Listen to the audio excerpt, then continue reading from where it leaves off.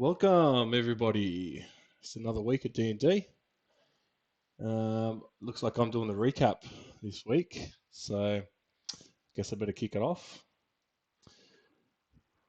Last week on Dragon Ball Z, on D&D. After rescuing Floon from his captives in the sewers, the group makes their way to a small room that has a door which looks like the way out. Dorian notices barrels of what seem to be ale, tries to sample the sewer brewery stale ale, and notices this is shit. The group stumbles out of the sewers into a very well-dressed home to find a very surprised, stunned halfling lady. After scaring the shit out of this halfling woman, who continuously yells out for the Shermanator, the group have so kindly named him, they take their leave and make their way to the Yawning Portal and deliver their package to receive their bounty. Durnan immediately orders the crew to go and wash the shit and piss off themselves, which they kindly do so. After washing up, they have a very interesting conversation with Volo, where he tries once again to swindle them out of his deal. Luckily, Dorian pulls out the contract that he wrote up. Luckily, Floon makes Volo hold up his end of the bargain, where Volo offers a deed to a tavern named Trollskull Manor.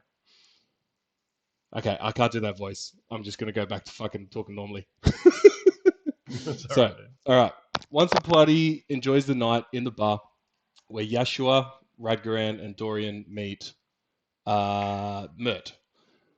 Yeshua gives Mert a hearty handshake, where he rolls a nat 20. Instead of giving him a Goku strength style handshake, he decides not to overpower Mert, but rather to befriend him. Mert buys Yeshua a drink, as to show a sign of respect, and the group finishes up their night. On their way to their beds, Yeshua decides to go out with Ulrick and scale the Yawning Portal, after his 23rd casting of Guidance, to meditate on the roof of the tavern, which confuses the shit out of Ulrick. Then Yeshua says, "In my country, we do whatever we want and we fuck whoever we please." While Yeshua is meditating, Ulrick decides to try his hand at some pickpocketing, where he successfully steals some valuable silver from an unsuspecting victim's coin purse. The next day, the group find their way walking out towards the market, where they break off and go to browse some wares at the busy, brawling marketplace. Yeshua negotiates down a bottle of Whispering Winds and a shrunken head, while Ulrick decides to take a different route. He transforms into a vivacious, exotic princess, described only as Jasmine, to get the price down on his feathered cloak. Dorian and Radgoran grab some basic adventure items, and then the group runs into a slightly familiar face, Blinky the Gnome, a fascinating character who has a great number of magical and tinkered wares, which I'm sure we'll see again in another session. The party take their leave and then head down to Trollskill Ally, where they are met with a very rundown, dilapidated fixer-upper. Let's see what the crew can do with this piece of shit. And there we are. And that's where we are. And that is how I met your mother.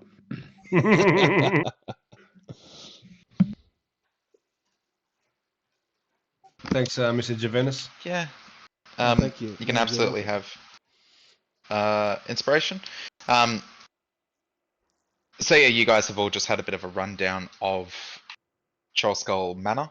You've had the opportunity to... Give me 1 sec. I have a little extra thing to add to our character sheet. Yeah, fire away. We'll head to your Twitch stream, just so we can all see it. So here we have the Overlord, the GM, the god of our stream. We have his own character sheet. Obviously, you can see his stats. And we're going to add him into our little carousel. Wait, so my saving throw on strength is 30, but my strength modifier is 100? Yeah, look, the fuck is this shit? Don't read into this, Don't okay? hate the player, hate the game, mate. Don't read into it, alright? Obviously, as the GM, you can see fit to change any stats that you wish. I didn't want to make you too I'm not happy overpowered, with this. I'm gonna 1800 armor class. That's beautiful. So that's going into the carousel. Do I get double inspiration for that? No. Butter his buns harder next time, Mark. You lose your inspiration for asking. Oh fuck. Yeah, so as I was saying, you've had the grand tour of Trollskull Manor, and you've had the opportunity to see the amount of work and effort it will require. Renair told you the cost of what he believes it's going to cost to renovate a grand sum of 1,250 dragons. And upon your request, you've asked to see if he can tee up a meeting with yourselves and Mert at another time. He also left you his span read as a way to communicate with him in the future. So Renee has left, Volo has left. You are now standing in basically your new home, regardless of its ruined state currently. Probably just a bit after midday at this point, mid-afternoon. So you got some time. What are you guys going to decide to do now?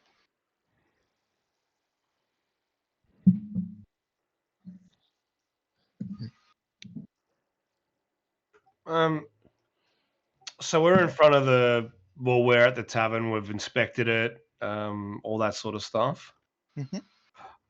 Maybe, what time of day is it? Did you say? Sorry.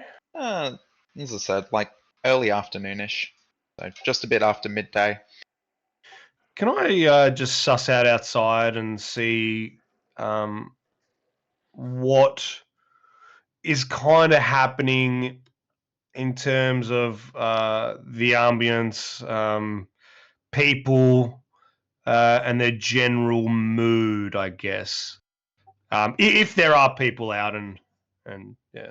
Yeah, absolutely. You'll walk out of the building to kind of suss out the neighborhood a little bit and the general vibe of the North Ward. Yeah. What about everyone else? I also I wanted to go find those kids and apologize Alright. because I scared them, and I had the older girl, saying that you won't see the last of us or whatever she said last session. So I kind of want to go and resolve and apologize. Yeah, see if you can find them. Dorian's gonna follow Ulrick, so he doesn't fuck it up again. Alright, so you're both going to be walking out. Radgoran, what about yourself? I'm gonna head off with Yeshua. I want to look around, see what the crowd's like outside, see what the general vibe is. Very good. Yeah, awesome. Alright, well, all of yourselves walk outside of the manor. Now let me just quickly bring you over to the map and I'll explain the layout of it a little bit for yourselves. Cool. So, what you're looking at right now is Trollskill Ally. Get used So- to the voice. Where you are located is right here. This is Trollskull Manor, Okay. the only building with a turret. Oh, yeah. Okay. Okay? So you walk outside. You find that the manor is perfectly positioned in the center of the business district in this general area. Trollskull Manor itself is positioned on the corner of Saredown Street and just behind Dizen Street. So as a quick little guide on which is which, this is Saredown, the street just here, and this is Dizen down the below here. And then I'm guessing this is Trollskill Ally. Pinged it like 12 times. Yeah. No, I mean like the actual. Oh yeah, alley. the general area. Yes, Yeah. yes. Okay, cool. These two fairways connect the entire North District to the High Road. The alley itself appears to have a few interesting businesses in operation here. The general vibe of the area is that, again, in the North Ward, as Renee kind of tried to describe to you, is that during the day, most of the nobility and the wealthy people that reside here have already left to go about their daily chores and doings. And so what's happening now is that you mainly have like servants and different individuals walking around, and people's roles or like their jobs are very are kind of differentiated between their clothing. blue for tutors, grey for chimney sweeps, white for cooks and cleaners, and different things like that. But you're seeing quite a number of people kind of walking around at the moment. Many seem to be, pushing some carts. There's a couple horses walking along as well, people riding horses or people using horses to also pull carts along. And the general vibe of the area is that it's a little bit more affluent than the castle ward. It doesn't seem to have the same level of hustle and bustle just here, though. This area doesn't have that same kind of organized chaos that the castle ward seems to attract, especially around the Yawning Portal. From where you stand, you notice the following. To the east, there is a building where there is steam and smoke billowing out from its many windows. You're also looking over there and you can see that the heat radiating out of this building is kind of warping the air around it a little bit. Another building right across from it has an oversized... Which one? Sorry, Matt. Which one? Sorry. I'll ping them all in the map for you. Okay. Cool. That would be this one. Okay. So you guys are kind of standing here right now. Yep. So it's this one over here. Okay. The building right across from it has an oversized bent nail. And I mean this thing is a massive nail that's been bent and hammered through a wooden sign that hangs out the front of it. To the west, you notice someone is pacing in front of one of the buildings. They appear to be holding some kind of sign. The building itself that they're pacing in front of has quite a strange kind of awning on it that appears like a large lizard from this distance. The building closest to yourselves, the building closest to yourselves has a sign that shows what appears to be 2 orange and black cat eyes. And right across, a 3-story building, there are no distinctive signage there, but you're noticing that the windows and the walls are all covered in different plants and a greenhouse sits on the 3rd floor, which will be this one. Over here is where you're seeing the person pacing, and this is the building here that you saw the cat's eyes.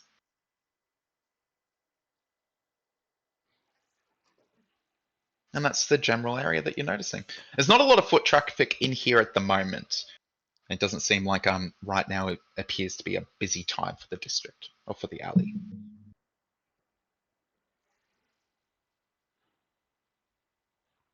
Are we still in a group? Yes, you are all still together. Okay, cool. Yep. Should we split off? All right. I might turn to Yeshua and Radgoran. Why don't you two make yourself useful, and Yeshua, you go suck up to some more locals.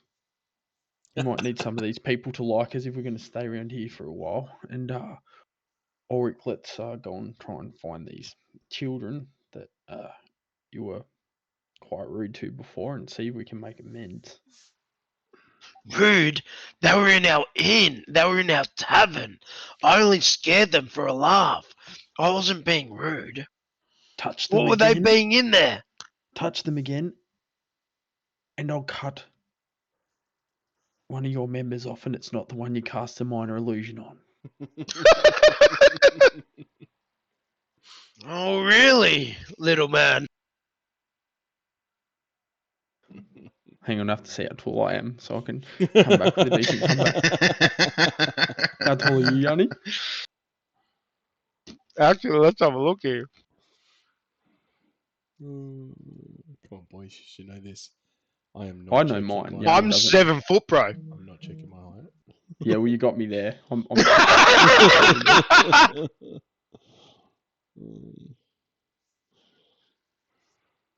So can I have a look around to see if I can see any signs or hear the children from that we saw before? Where you are right now, you can hear the general hustle and bustle of the surrounding area, like the clanging of hammers, the hammering of wood, people having conversation, the clopping of horse and carriage, but you probably need to explore a little bit. All right, how do I ping the map? Hold down a click on the map. You right click. Hold Oh down yeah, right yeah, click. cool. Yep. Can I head up towards Left here? click.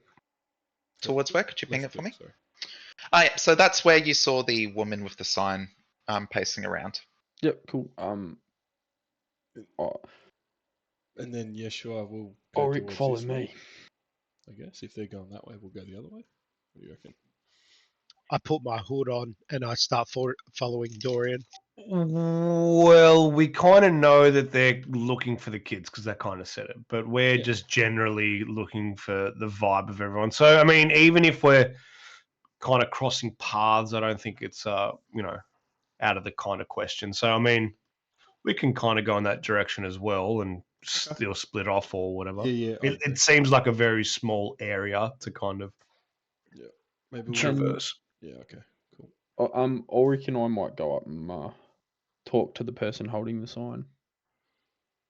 All right, and Yeshua and Radgoran, where are you guys going? You Are you ping following with them, or are you going elsewhere?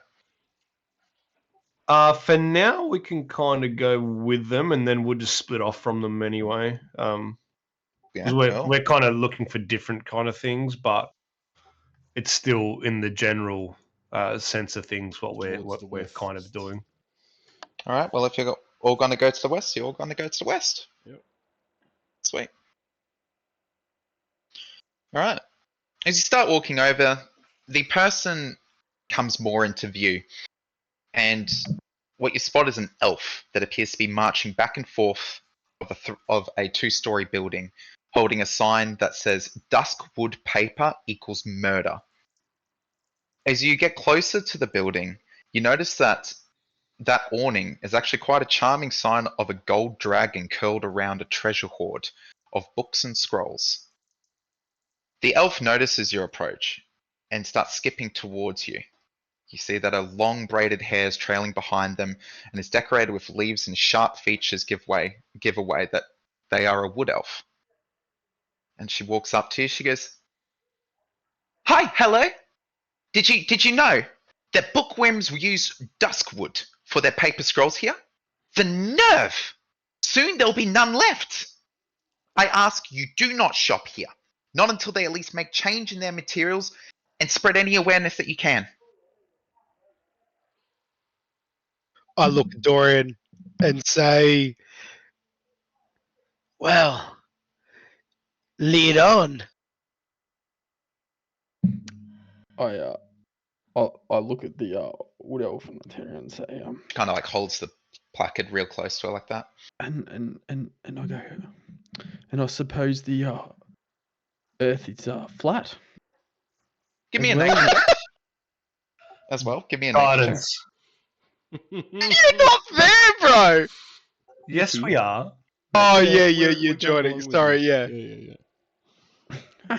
One. Nat Nat one to begin one. the set. You probably believe that Favorine is flat, to be completely honest. The wood elf looks at you quizzically and it's just like, "Well, I don't know about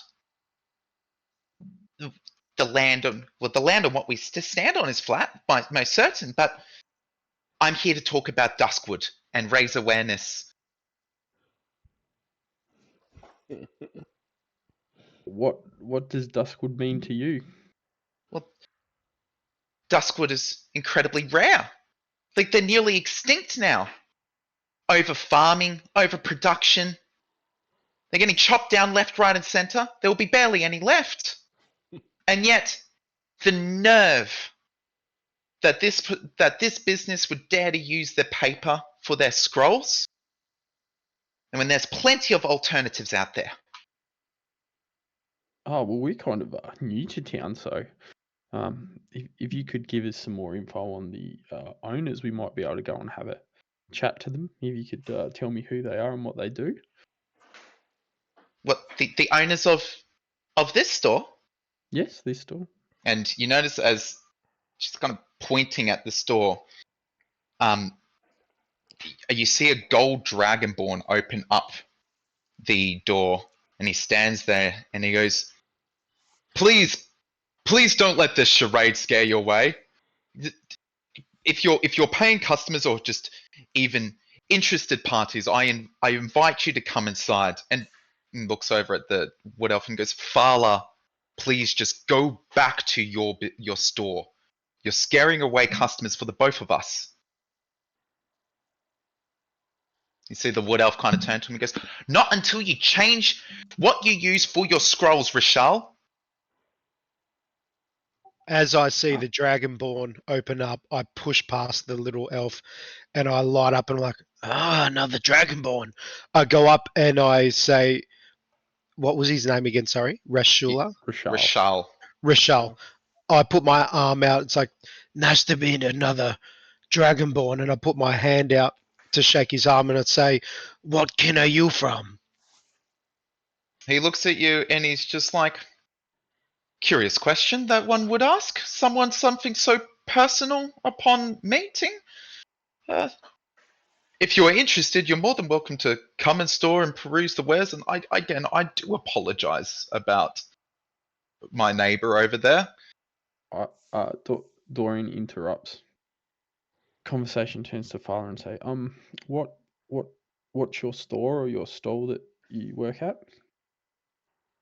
I work over at Castellan's Herbalids. It's my store, the greenhouse over there. But it is currently closed until the message is spread and Rishal stops this murder. And you see the gold Dragonborn now just go, please, you four, just come inside and away from this. Are you maybe Castellan as well? What? Is that a name, Castellan, or what? No, the name of the store. Yeah, I they get work that. at. Yeah, Her name's Fala. Fala. Okay. I'll just say to Fala, I'll say, so you call this torture and general murder? You squish these herbs though as well, no? Maybe you say this torture too, but I don't know. I just seen some bystand here, The wood elf looks at you and goes, don't be ridiculous. Look, I'm It a is not the same thing. reasonable guy. What you call? Maybe you have alternative. I don't know. Maybe there's way to bridge this gap of hostility because not very, like he said, not very good for business. Yes, there is an option. He can stop using duskwood. Fala, excuse my not very well English speaking friend there, but look, the only thing that we can do for you is chat with this gentleman Rishal. So how about you head back over to your herbalist shop and we'll see if we can talk any sense into him. As you can see, we've got another Dragonborn in our party, so we might be able to have a positive outcome. But things are not going to get any better while you're outside of his store. Give me a persuasion check. With guidance. Can we just assume that guidance is cast every time someone rolls? No, like that. You can't assume these things, Also, I kind of want to know. Oh, 2. shit. Oh, You now almost what? got another nat Hey, look, if I have Guidance. another 18 Different. rolls, I'll get to 20. I will give you advantage for how you roleplayed that. Yeah, that was well. I agree. 3. Fuck. My gods. Fucking hell, bro. Hang on, I've got weapons on that. No, you got 5. Yeah, roll the plus That's 4. not gonna The mean shit. 1 die 4. Shut up, 6. What was the total? Hang on. 6. Told you. No way! This can't happen. Matt's loaded the dice. Holy fuck, bro. Matt, can you send me You more see- dice? Fala looks at you and goes, I'm going to go get myself some lunch and I'll be back. Maybe I catch you in the store over there. I need some herbs of my own. For Fala looks medicinal over and purpose. Fala looks over and goes, "We're closed," and then Huh. walks on. Can No I cast worries. a minor illusion of like these deadly looking little snakes on her legs, please? Oh, fuck. Fucking What are deadly snakes? Like these the one in his it's like pants. Give me No. give me a nature check With guidance. to see if you know what a deadly snake is. 8 plus guidance. Fuck our rolls, boys. To be fair, it's just So a 10. caps. A 10. The only snakes you really know a lot about are the snakes that have been used to communicate with you. So as you cast your minor illusion, little black snakes with wings kind of like start fluttering around Fala. See if Fala recognizes them. What's your spell DC again? I thought it was 13, wasn't it? 14. 14. 14? Thank you.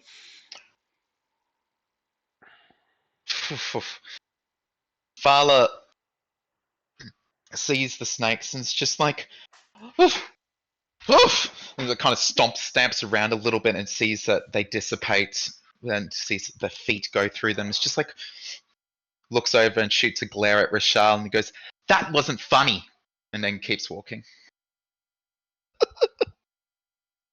Rashal at this point is standing there and he's just like, "Can you please not make it any harder on myself?" Looks like Ulric sleeping with the Xantaran. Now, I do ask, come in and we can talk in there. At least while Fala is gone to do whatever she is doing. Yeah, Sure, sure. you sure. He come in? walks in. I walk in. I walk in with him. Yeah, perfect. Okay. Need to investigate this, you know? That's what we're looking for. There's obviously some hostility in the in the back Fucking oath, alleys. man. We got Oh. to make a name for ourselves, right? Alrighty then. So, within Book Rims, you find the shop is decorated with beautiful hardwood and an earthy scent of old books permeates the air. The library fills both floors of the two-story building, and it somehow seems to contain more shelves than the building should be able to hold. The Dragonborn moves around some of the shelves and begins to move the piles of paper and books off of what is now revealed to be a dining table.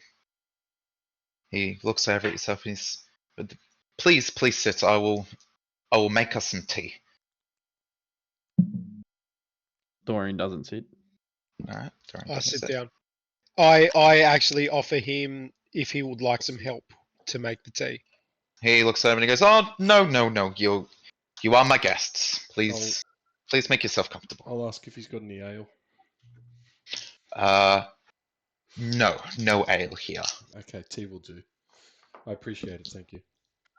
These herbs from Castellan's herbalids, or is your own making? This was actually given to me by Tally. It's quite a nice pickup of his. He went to the Sea Ward and was able to find some quite lovely tea. Like my comrade mentions before, we don't really know way around here, people. Who is this Telly? Is he another proprietor of said, business or what? Yes, that's correct. Tally's the local carpenter. He works down at the Bent Nail, just across from Steam and Steel.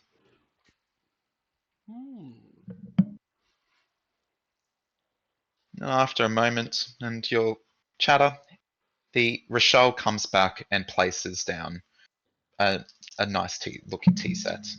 And he starts pouring you all individual cups of tea and sliding them over on the table. Can And- I look around? Sorry, can I look around to see what kind of books or library this is? Is it like for spells or is it for like history? Both. You're finding non-magical books and a lot of magical materials here. You spot scrolls of all different kinds located here. If you give me a perception check, I'll tell you. Oh yeah, we'll go from there. That one. I won't give him guidance because I'm not really sure what he's doing. 18.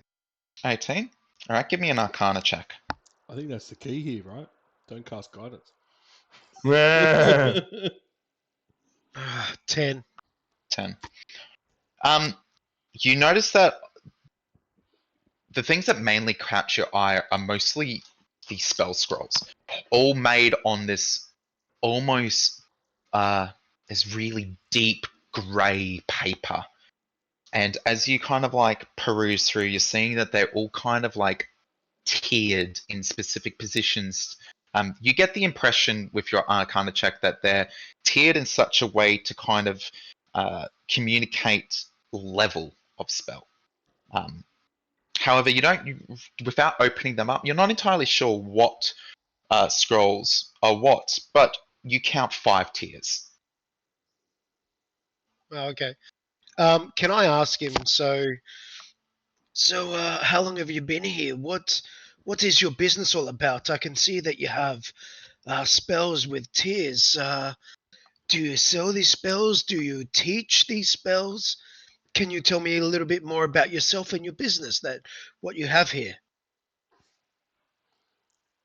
Well, as you can see, I've lived here in Waterdeep for almost 35 years now, maybe longer. It's been some time since I arrived, but the city was looking for able mages, and I found myself quite welcome and accommodated to here. I've been running the store for maybe 15 of those now. And as I just said, and as you've just noticed, yes, I specialize in spell scrolls. Have you and Fowler always not met eye to eye, Rochelle? No, Fowler is actually quite an old friend, if of anything. It's just, well, since I started getting my I had to change suppliers, and I got a new product, and eventually made my way to Duskwood. So my clients expect quality, and it is a quality product. If there was such an alternative, and a suitable one at that, then I would absolutely change. I'd rather not be at ends with Fowler. Is there any truth in what Fowler's saying? What do you mean by that question? Well, Fowler was out the front Absolutely change. I'd rather saying that, not be at ends with like, Fowler. making a point as to why Duskwood was. Okay, yeah. Thank you very much. Yep, you're right. I'm not big on the environment. It's just youth these days, right? They find something new to prattle on about and something to get up in arms about. Just seems to be the way these days. Well, you might not know this, but we've actually taken ownership of the old Trollskull Manor. We just going around our neighbours, and do you think it would be in the best interest of everyone in this little area to maybe get along? You've taken ownership of the old manor. Wow. The tavern there back in the day was the absolute bustle of the Northward. Everyone came there. Everyone that's been in Waterdeep for as long as I have knows of Trollskull Manor. It is such a shame where it's been to. I'll tell you this. If you help me resolve this challenge with Fowler, either finding a suitable alternative to Duskwood, or maybe just convincing Fowler to drop it without harming my relationship with them, I'll let you all pick out a scroll at half price.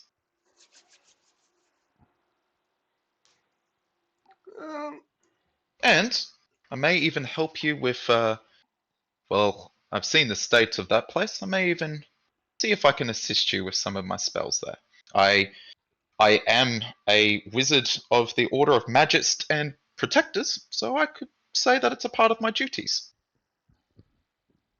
Oh, very, very good. You mentioned finding an alternative to Duskwood or getting Fowler to drop it.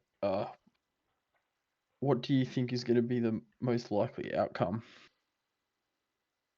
I hold no ill will towards Vala. She is a fine apothecary, and I want to get along with her.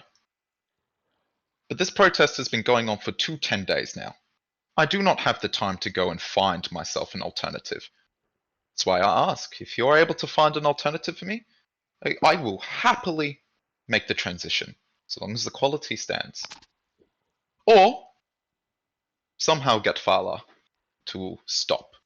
Though I don't know how well you will go with that. I turn to Yeshua and do a bit of like a shrug on my shoulders, like, what the fuck do we do next here?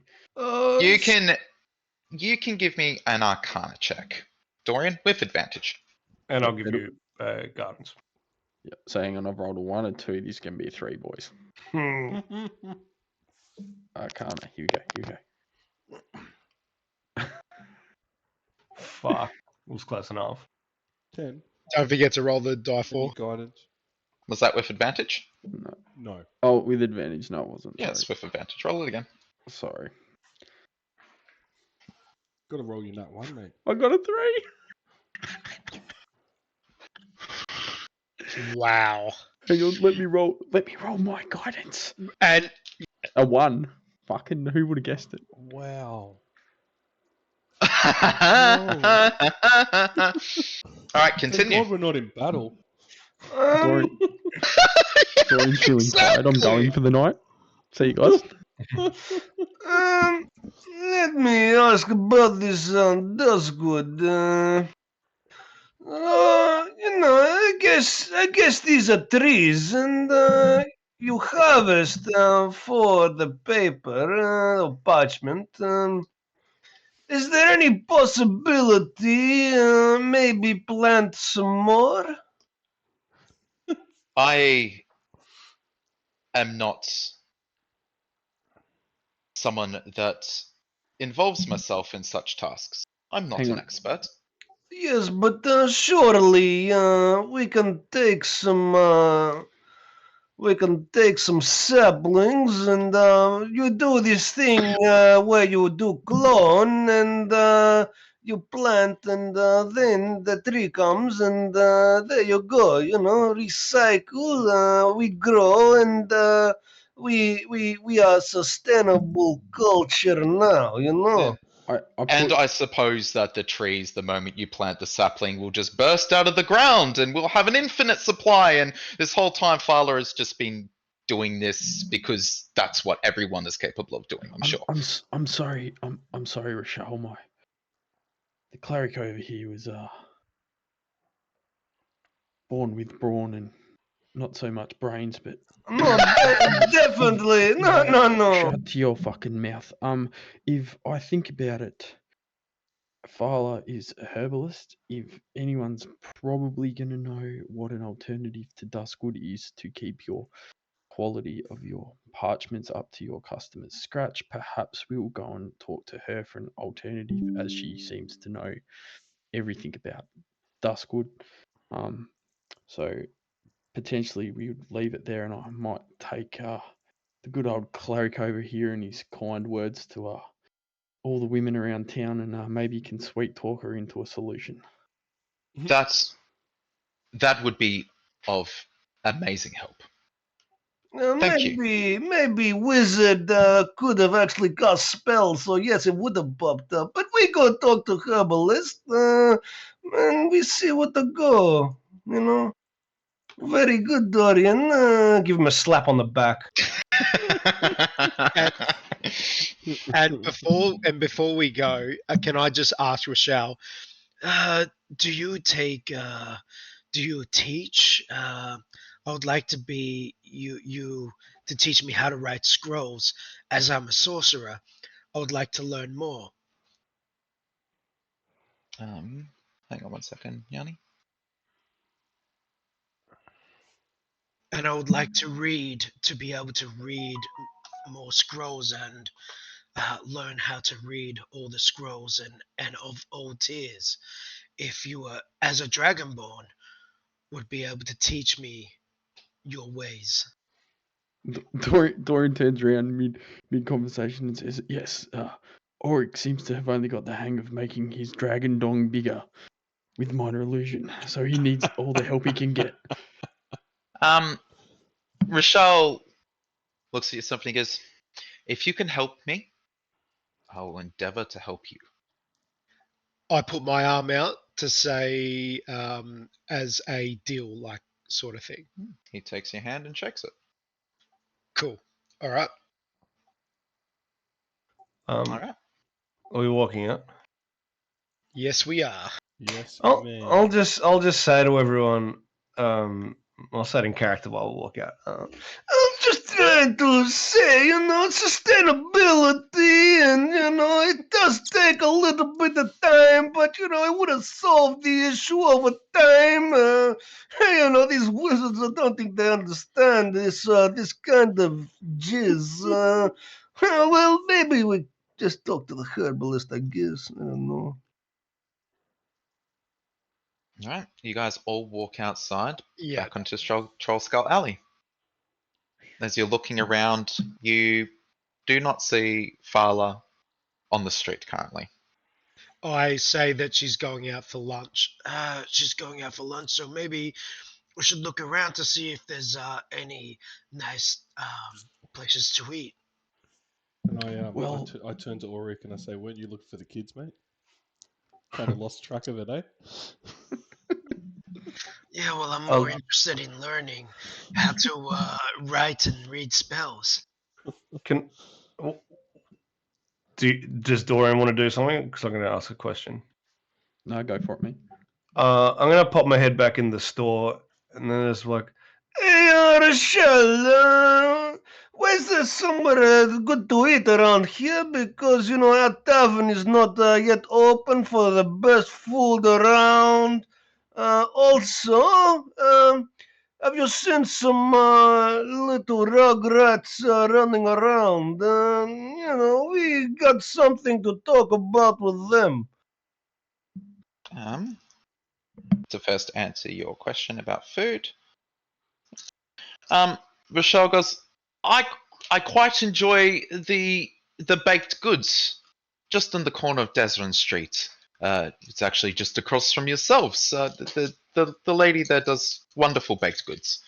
In regards to children,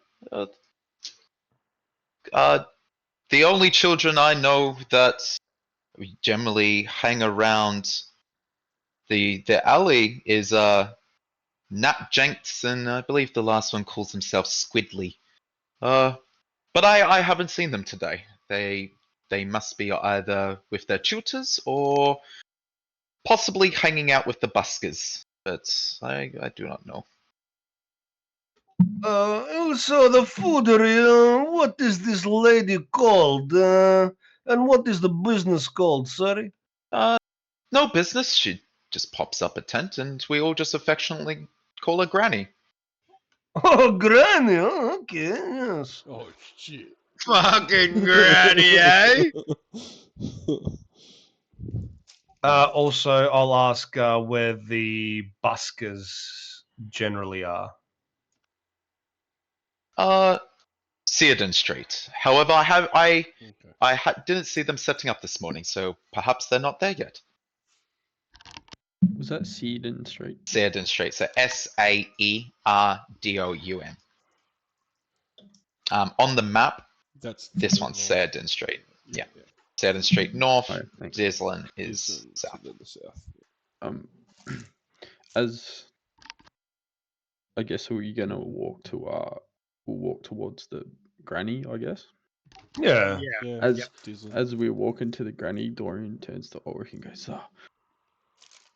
I heard you want to learn to read and write, mate. Or that's what you're asking, Rochelle. You might want to jot down. We need to go see this Tally fella. He sounds like a good person to get in the good books with, because he might be able to help us patching up the tavern at some point if he's a carpenter and a bit of a handyman. So just write that down. And just for all yourselves, because I didn't bring it up before, I got a little bit distracted. This is what Rochelle looked like. Sweet. Oh, I spelt that way wrong. Fuck, he looks sick, man. That is awesome. Yeah, nice. Yeah, it is. Richard. Oh, I did rash owl. Yeah, so did I. Rationale. And this Exactly. was Fala. Here we go. Oh, she's actually alright, eh? Oh. No, I'm kidding. Yeah, you like me touching the tip of your ears. I wish you showed us that photo first, Matt. Our people would have gone down totally different. Ulrick's already tried the snake and that didn't work. So he's all out of cards to play. I will say something. Nano fucking linked before Japanese fucking fetish month. Oh my god. Well, this might be one of those fetishes in Waterdeep. Alright, so what are you boys all doing? You're going Heading up to to Granny. the granny's Yeah, tent? we're gonna go south. Yeah. Find old Easy. Granny. Easy done. Yeah, you start moseying your way by passing this door and then the greenhouse on the rooftop there, going up, and then you get to Granny's tent. You're seeing that there seems to be a couple people wearing like grey clothing, but it seems to be like caked in like soot, and they're holding like big brushes, and you see them exchanging some copper with the elderly woman running the tent, and see her hand over like these really like see the steam coming off of these little pies that she's handing over to them, and they grab them, and you hear like just over here, and it's just like, oh, Granny's pies are the absolute best, and Granny's start walking pies, away. eh? Granny's pies. Alright, let's go up. I'm gonna talk to Granny. Ask her what's in her pies. Yeah, There better not be children. you walk over, and So I say these look delectable. What's the Yeah, filling, the- ma'am? lovely old woman looks up and just goes, "Oh yes, they are. Well, today I put in beef.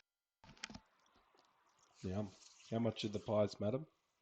The pies are, well, the smaller ones are 5 nibs each. Copper pieces. Yeah. Can we see what she looks like? What Granny looks like. Yeah, sure. Give me a moment. So I want to say if she's hot Please as. be Lorik's face with the old lady's filter on it.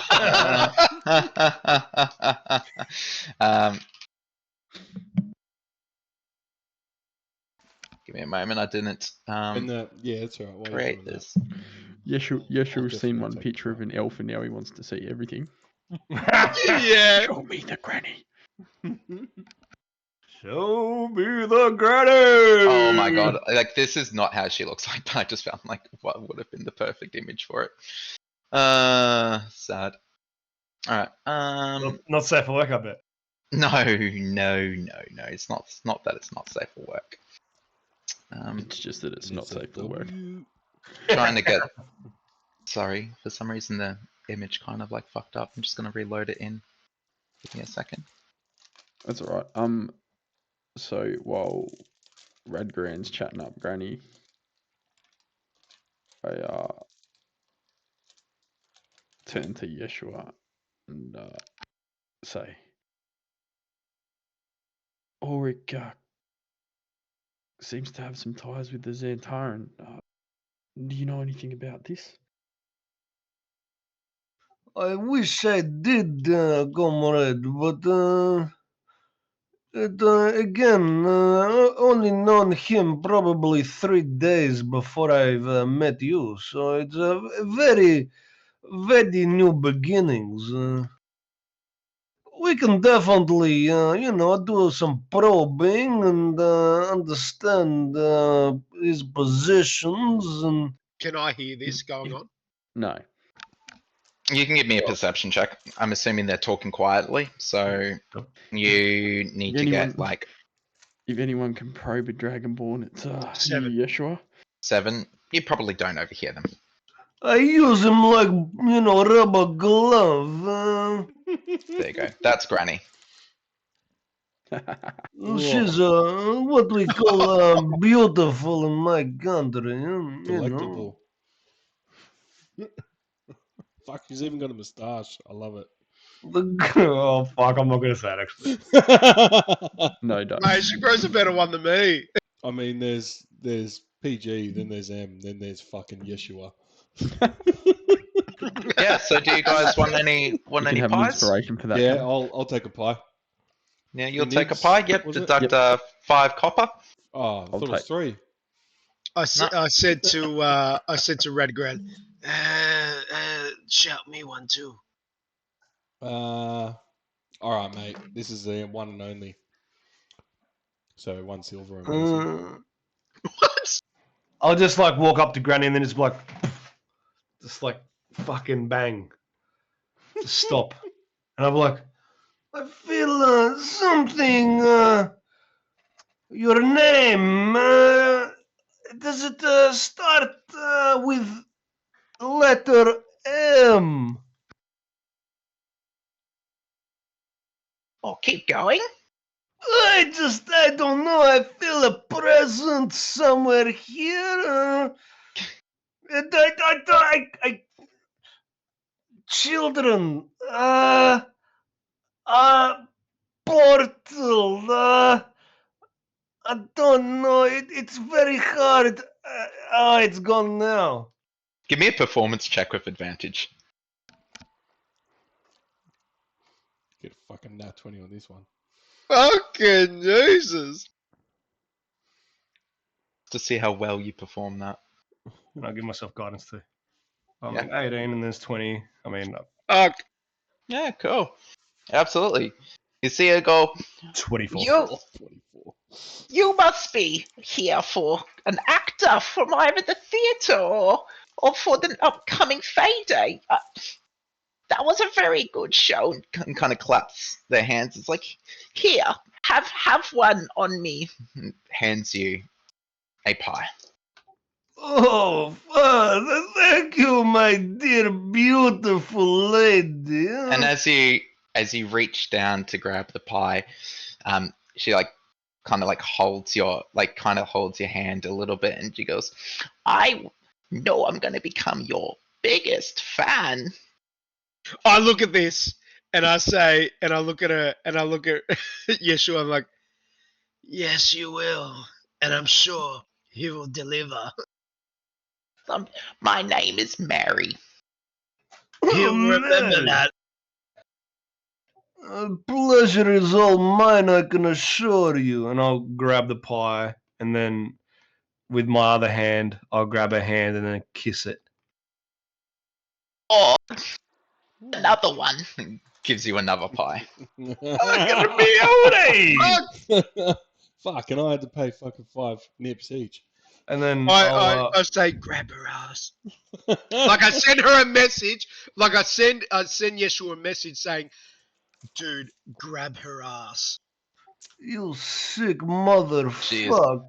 Behind the tent is like the what would have been probably like a cart that she's able to pull across, and just has an awning attached to it. So you can round it and see how happy Mary is to see you. Back in my, and I'll turn around and I'll just say to the guys, I just like, back in my country, and I'll say this very quietly. Back in my country, they say once you go grey, there's no other way.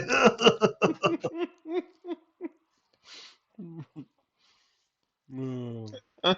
You can also give yourself inspiration. Fuck yes! And I'll give one of the pies to Dorian, and Perfect.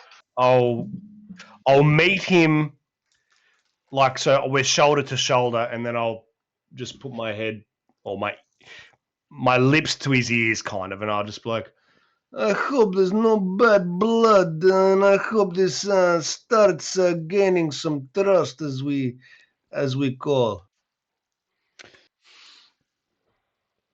A pie is a start, but you're gonna have to do a bit more than that. Just don't kiss my fucking hand. I do a minor illusion. I do a minor illusion of them both handshaking.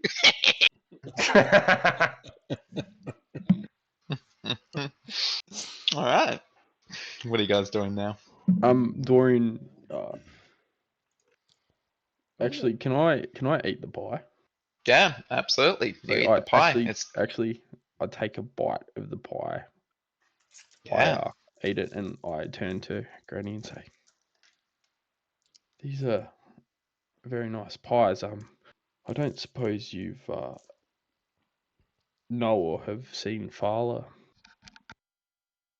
around here." She said she was getting some lunch, and we thought this might be the place we'd see her. Though Fala is quite a sweet girl, but she doesn't eat meat. It's more likely that she's most likely eating in her home.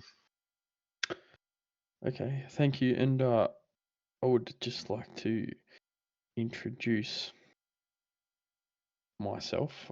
My name is Dorian. The cleric was Yeshua. The big burly barbarian was Radgoran, and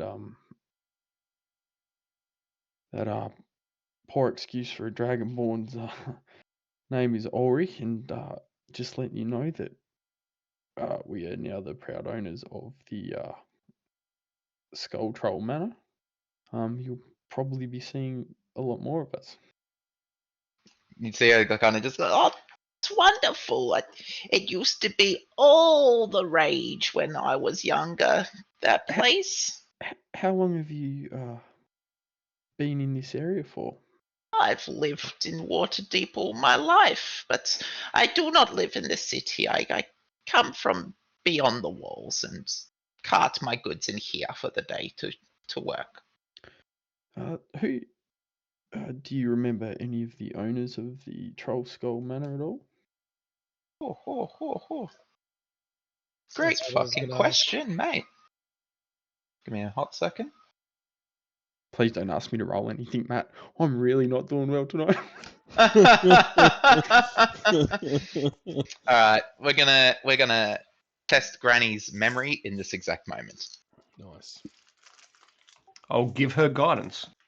You have to touch her to give her guidance. I'm with Dorian. He kissed You her gotta above the do. You wrist. have to touch her to give her guidance. Yeah, It's a touch. He kissed Yeah, I'll her go wrist. shake her hand.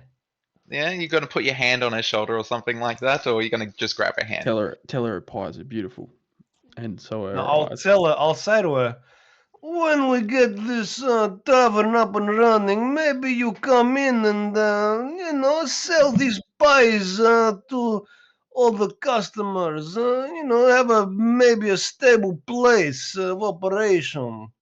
She kind of, you see her like blush a little bit. And she goes, "I like you, Yeshua." And I'm gonna give her advantage on her roll now. Woo! Very lucky because she rolled in that one first. Oh, fuck. All right. She remembers nothing and she now has Alzheimer's.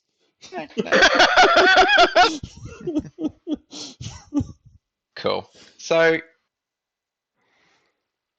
kind of like, it's like, I don't remember all of it. It's been some time. My memory's not the same, but I do remember the half-elf that once owned it. His name was Leaf or something. I don't remember, but he was a very sweet man. It's unfortunate that he bought the place as it was failing from the previous owners, and then a terrible accident happened, and he died, and the place just fell to ruin. Accident? Where was the accident? Oh well, in Trollskull, right there in the manor. Really? What happened? She remembers. Just got guidance as well.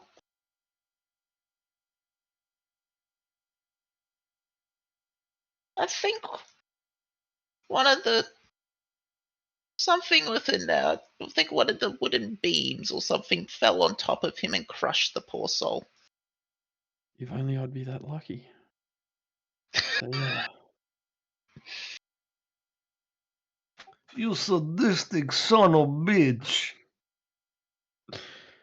Well, Granny, thank you for your time. Thank you for your lovely pies. I'm gonna have to drag Yeshua away from you because it looks like he's quite fond of you, and we've got to go see if we can find Fala. One more question. You said Fala is at a home. Maybe could you tell us where precisely? So Home is the one with the greenhouse on it. that'll be this here, You map. can't miss it. Is that this one? Yes. Castellan's Herbalids. She did tell us that, Yeshua. I make sure, just maybe also, have you seen this squiddly and nut gents around this place? Kinda looking for these little boys. Maybe girl, I don't know. You ask about the children? Yeah. I mean, there's many children that run around here. I don't know which. I couldn't tell you which ones unless you're very specific. I don't think I know very specific things. They hang around with possibly There was Sandrun Strait that they run on because of the This Sayre down street. Yeah. She again repeats that many children come down this street. Tutors, noble children, Uh, other wealthy families' children. Well, I remember one was a specifics. tiefling. Specifics. Their names are Nat, Jenks, Squidly, and one was a Nat Jenks and tiefling, Squiggly. Yeah. and one was a tiefling, and possibly another one was potentially deaf. It looked like they used sign language as they were leaving the inn after Ulrick upset them. Oh, I know who you're talking about. Yes, the orphans. They're very lovely children. They do play around the area at times. I saw them running off in a bit of a. One of them looked quite upset from the manor earlier, but they ran further down. I don't think I'd see them again today. But they always come around here to play, and I always give them a pie each for when they're hungry. So I'm sure you will see them again tomorrow. if you see them tomorrow, tell them to come by the manor. Give them pie as well. I pay for pie, no worries. And yeah, we just want to have a chat to them. Hopefully, mend some bridges, possibly. Got very warm place for orphans. You see, I'm orphan myself. Not very fun. Don't know where you're from. Absolutely. I will recommend them to come by when I see them. Thank you, Granny. Thank you. Thank you. Nice You old have a lady. wonderful day. You too, sweetheart. Oh, You see her kind of blush again and waves you off. Can we kind of walk towards the manor and have a bit of a group chat? Yep. Absolutely. Floor's yours. So I think talking to Vala, potentially either myself and Radgoran, myself and Yeshua go and try and smooth things over and ask the questions after Ulrick tried to give her his snake. That mightn't have been mightn't be the best start to the conversation after that move. He's a very smart man at Ulrick, I'll tell you what. But perhaps we can split up and look, meet our other neighbours, or even go and see if Tally is home at the Bent Nail, or at his business at least.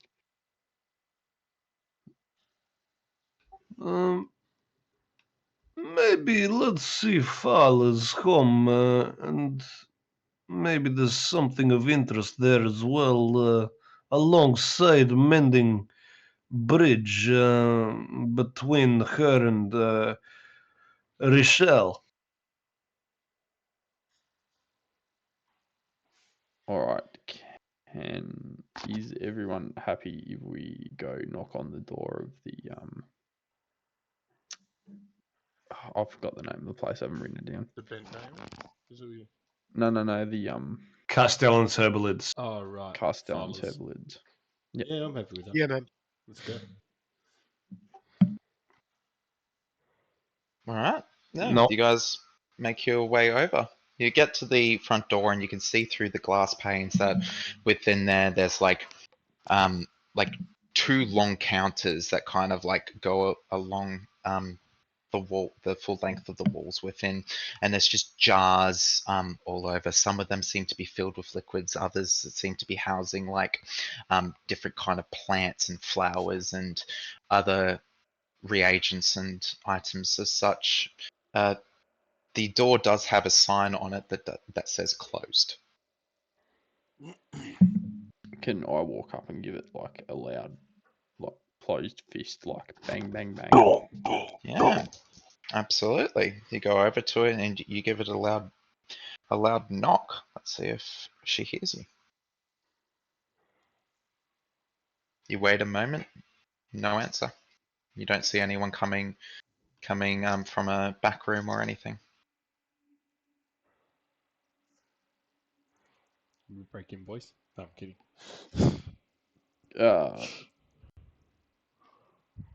I turn to the group and say, any ideas?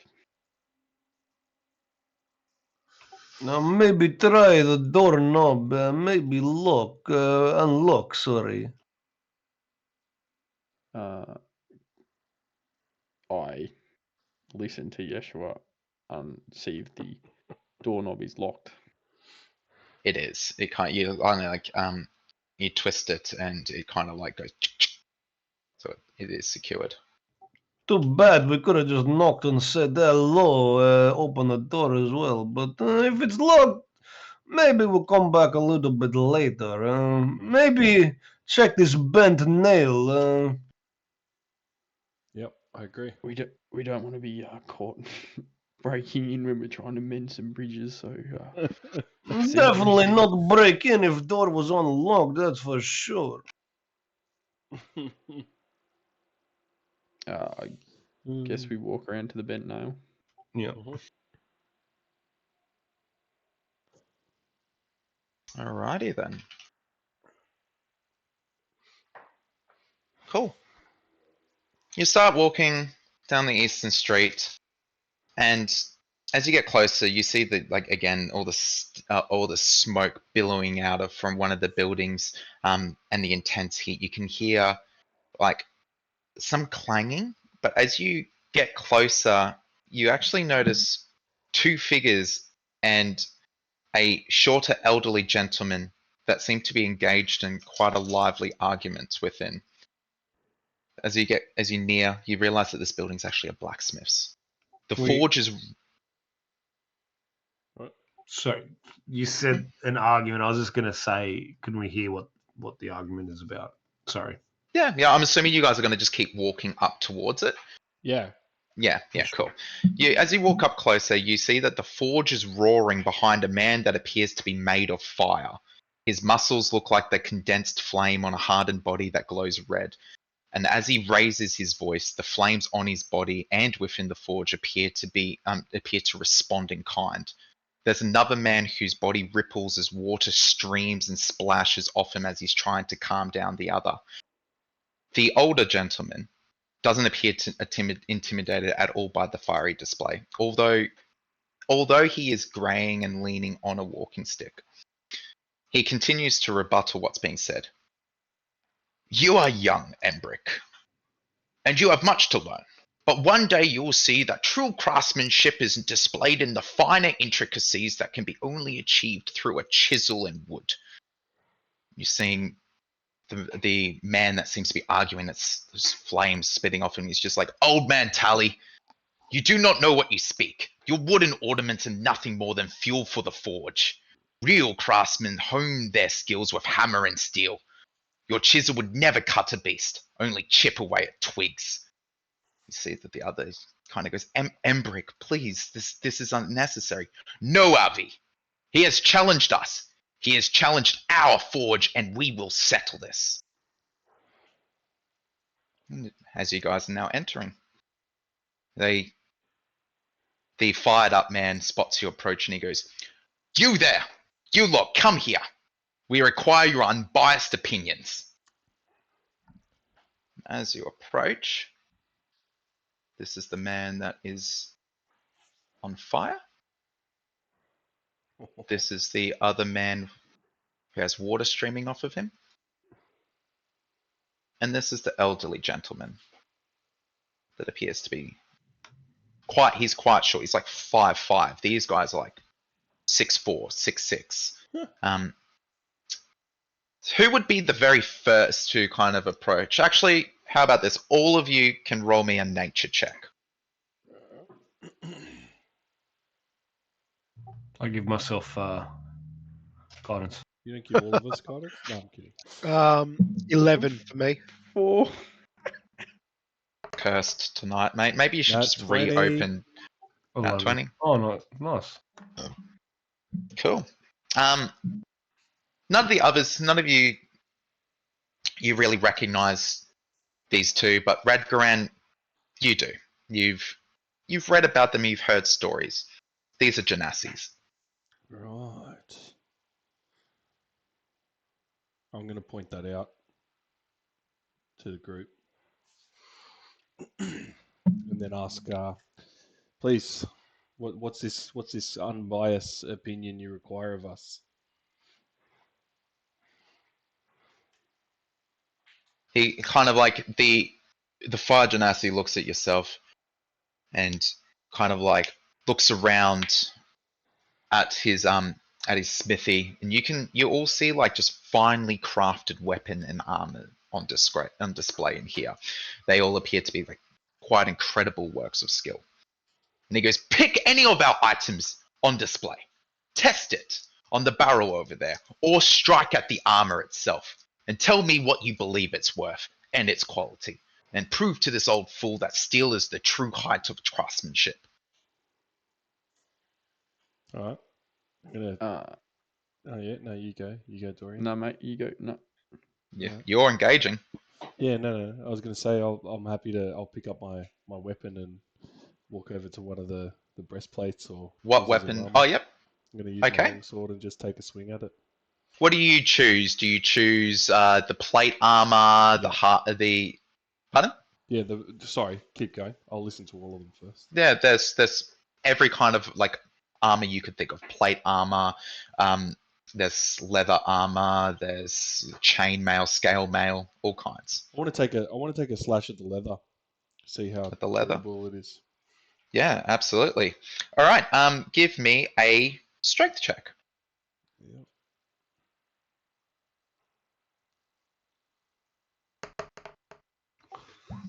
$17. 17. You take a mighty strike at this leather armor. Roll damage for me. Alright.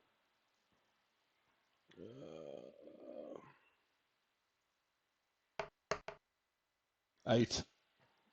8. 12. Perfect. 12 because it's +4. 12 damage. Fantastic. You take a strike against the leather armor, and you see that your blade does shear through what would be maybe the first few layers of the leather, but it doesn't break all the way through it. Wow. You look at it quite impressed, and as you turn around, you see the one named as Embrick kind of sits there with his chest puffed out, and you see the flames almost like reacting with pride at the result of it. And he goes, "And what do you think that's worth?" Yeah, no, I give him just a hearty nod. I'd say, What do you well, think it's worth? if I was to buy it, maybe 10 gold. If anyone else was to buy it, I don't know, maybe 100, 200, maybe. He kind of looks smug, and he looks over at Avi, and he's just like, "We need to increase our prices." And you see the old man's just like, "Yes, you've shown off your brutish creation, but now it's time for them to see the work of a true artisan, one who has honed their craft for over 140 years. You lot, come across the road to my workshop, and I'll show you something truly remarkable." Can And to- I? Sorry, can I? As you're talking about the leather, right? You're talking about the leather. You're talking about how awesome, like Radgoran sliced through it. After that, as you guys are talking about, and he's puffing his chest out, I fireball the leather. Okay. Roll damage. 4 points of damage. Yeah. You shoot a fireball at the leather, and you watch as it kind of singes across, and kind of the flames kind of like blow over it, and you see as like some of the leather tightens from the heat, and you singe some of the like the frayed bits, and you see the water genasi kind of looks over and he goes, "Could you not?" I thought you said this was amazing quality. I just wanted to see what it was like against fire. You asked for an honest opinion. Can Dorian get in between the Ganassis and Tally? Well, I mean, like Tally's stood to the side to watch the spectacle, and he's currently just talking to all of yourselves. He's currently speaking to a group, but you Okay, can absolutely get there. So I kind of want to get in the middle of both the Ganassis and Tally, as central as I can, and Yeah. Dorian turns around and he goes, "Everyone, listen. I am a man of violence, of real violence," and I pull out my quarterstaff, and then I pull out my dagger, and I say, "Both of your crafts are excellent. There is no way that one is better than the other." And I'm just looking at my dagger with a like really big smile, and then I look at my quarterstaff and really, really smile, and then I kind of put them away, crack my knuckles, and put them back away. Embrick and Tally in unison kind of like react to that, and they go, "It's not the point!" Well, And then, well, I think it is the point. You both.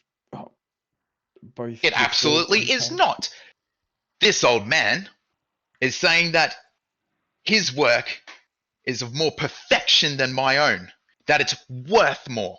And you see the old man kind of go, "And this young one is trying to tell me that my work has absolutely no value. Now we're asking for your opinions to finally settle this."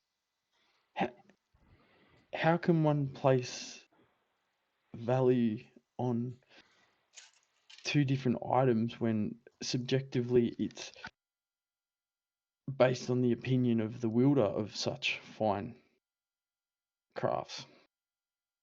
Embrick kind of like puffs at his chest and he goes, "Because you have not wielded one of my weapons." And you see Tally go, "And you have not seen my craftsmanship. Yet you test his, but you speak as if you're not willing to test my own."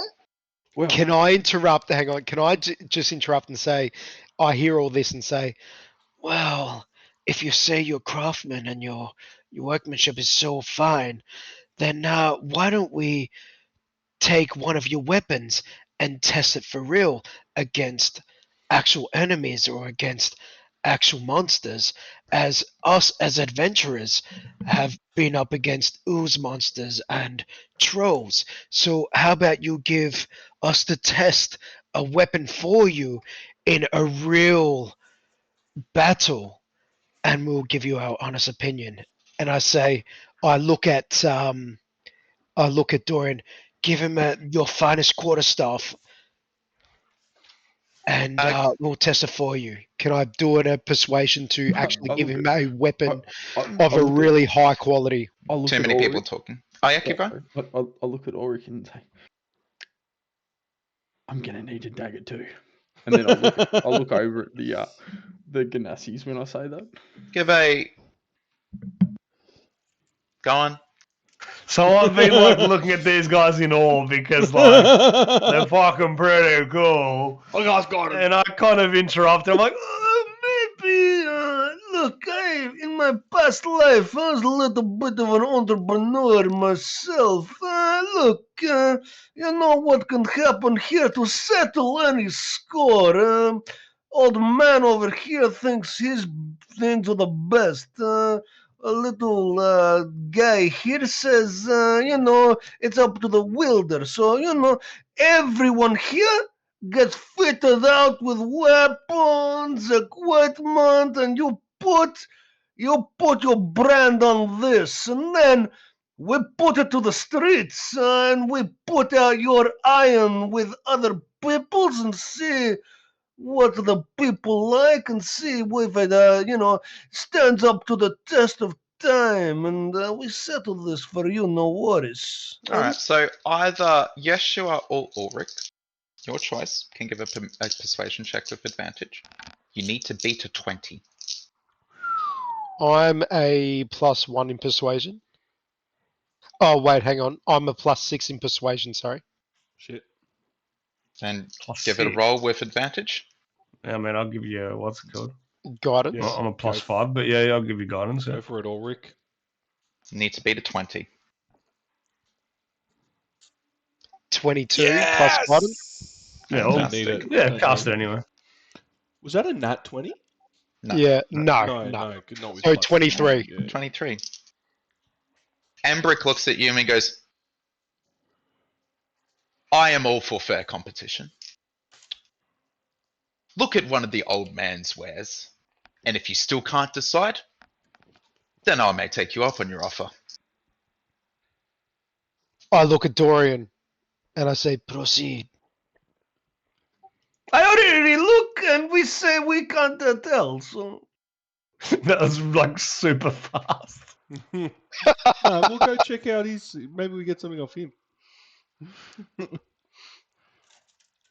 go check out his wares. We'll go over. You see Tally looks at yourselves and he goes, and to ensure it's a fair competition to you, Embrick, Avi can join me. I can't have you walking in there and burning down my entire business again. You see kind of like Embrim huff at the comment, but he doesn't argue the fact. And as Tally walks across the road. Tally's the old bloke, right? Sorry. Yeah, Yes. 140-year-old elf by the sound of it. Well, he's been doing his craft for 140 years. Can you tell me what those efforts were called again? Sorry, the names. So Embrick and And Arvi. Arvi. AVI. And then Tally's the artisan.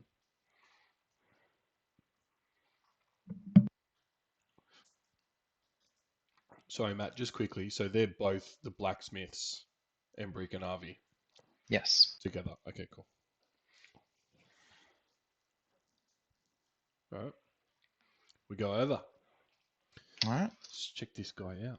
You walk over to the shop with the large bent nail in the sign, and you see that. Let's jump back in, eh? Alrighty. So you walk across the road to the bent nail, and Tally opens up the front door, and you all step in, and you see that the workshop's front room contains mainly displays of ornate wooden furniture, as well as a selection of bows, crossbows, and other kind of items that that are kind of like all mounted on the wall behind the counter. There's also appears to be finely carved wooden caves, quarterstaffs, and shields there. The elderly half elf hobbles his way around one of the displayed pieces of furniture and an exceptionally well-crafted table. Its legs appear to be lions roaring up towards the table base, and their teeth holding it together, and the legs supporting the weight of it. And he turns to yours and he goes, Now tell me, what do you think of this piece? A true work of art, don't you think? It holds secrets. Try and find them. who wants to This is inspect the definitely- table? This is definitely not my area. I'll inspect the table. All right. Give me either an investigation or a perception check.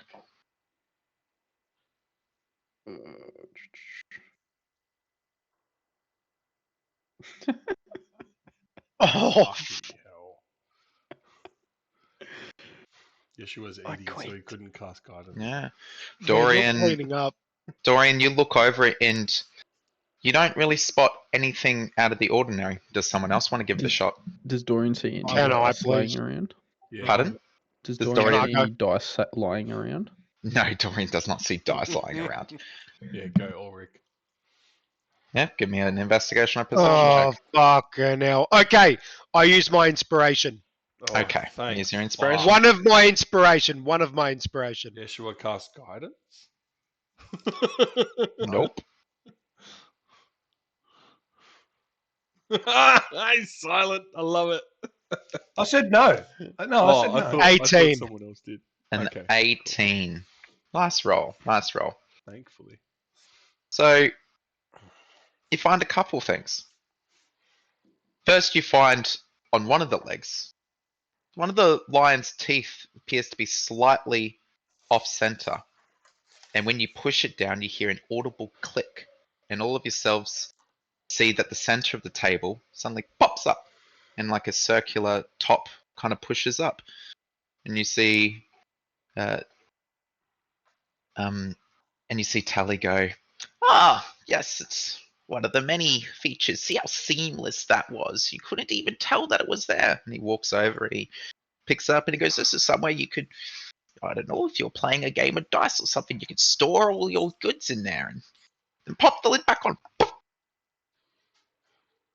you keep looking around the table and you find that another lion's tail is facing to the right rather than to the left like the others. You move it into position and a drawer pops out at the far end of the table, revealing a location where you could place documents potentially. Again, this was seamless. Like, viewing it from before, you would never have noticed this. You see Tally just like stand there very proudly. He's like, RV's just kind of like, the water genasi is actually, you look at him, you see he's quite surprised by it. He's like really looking at it with some interest. Now, because you rolled what you rolled, an 18, you actually hit the highest roll needed. Oh. Wow. Okay. Lastly, you notice that one of the lions is missing an eye, and it appears to be a keyhole. Lockpick. What do you do?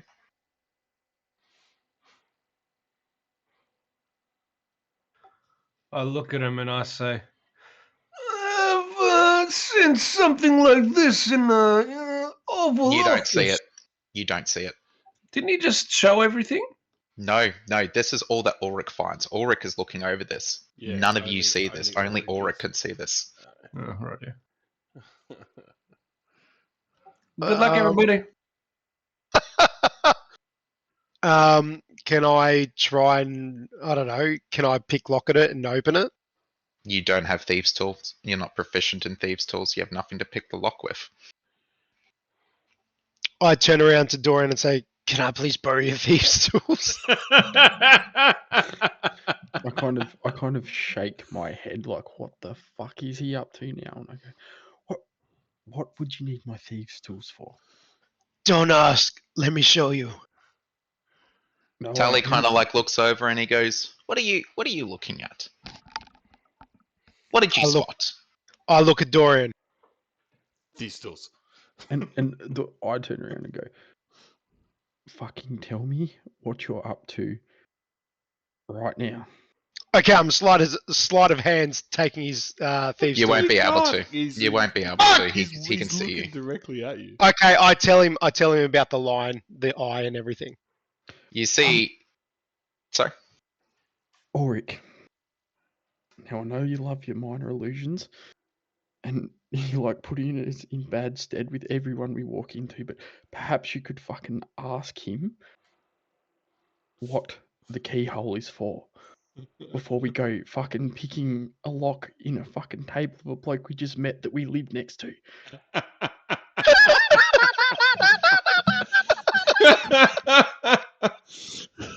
Absolute mongoloid. Absolute mongoloid, He dude. was about to Ulrick the whole situation. I was loving watching this. unfold. Yeah, dude. Fuck. You All see. right. Well, and hang I'm on. like, Hang on. He's I look at decided. Dorian. I look at Dorian, and I look at him, and I look at Dorian. I'm like, ah. Okay, so I look at him and I say, I find that the line is missing an eye, and I want to pick lock at it. Tally smirks and he's like, "It's a good spot. I thought that one was going to elude you, but you have a good eye, I see." And he I am a walks over, Dragonborn after all. and he kind of like he hobbles over and he pulls out like something that looks like the size of a marble, Wow. and then he places it in, and it's the eye for the lion. And then you hear a click as the table leg actually opens up to reveal a bottle within it. And Tally Wow. grabs it out and he goes, "This is one of my finest whiskies." Oh. And he looks at you and he's just like, "All yours," and hands it to you, man of Ulrick. Wow. substance. A reward. I bow and say, "Wow, a man of substance. I will keep this for a celebration." Yes, Dorian's just as just you should. shaking Kind his sir. head profusely. And now Tally kind of like stands there with like as much of his puffed out chest as he can. He goes, "Now, what do you think? Fine artisanal quality, don't you think? This is mastercraft work, one would say, right?" I'm just gonna nod. What's the body language of Avi and Emmerich? Well, Embrick isn't Embrick there.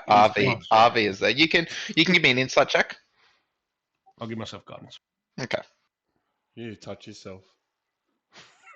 every day. Hey. So 25. 25. He seems impressed with this. He seems very impressed with this work. He's still like quite marveled, and after seeing that leg open up, he like for a moment you see him just kind of like put his hand to his face and he's like, "Wow." Alright, so I'll go up to- the level-headed one. And I'll go out to Avi and I'll put my hand on his shoulder. Mhm. I'll just say, fine craftsmanship here. Even it leaves the likes of you impressed. What you say here? Maybe you have something intricate like this in your establishment, but this is very fine quality, don't you say? Arby's like kind of like responds to you, and he's just like, "Well, of course, like nearly all of our benches in there are from Tally. This we couldn't have something like this in the shop because Embrick would just burn it, and when he's in a fit of rage after an argument one day, he'd probably smash it.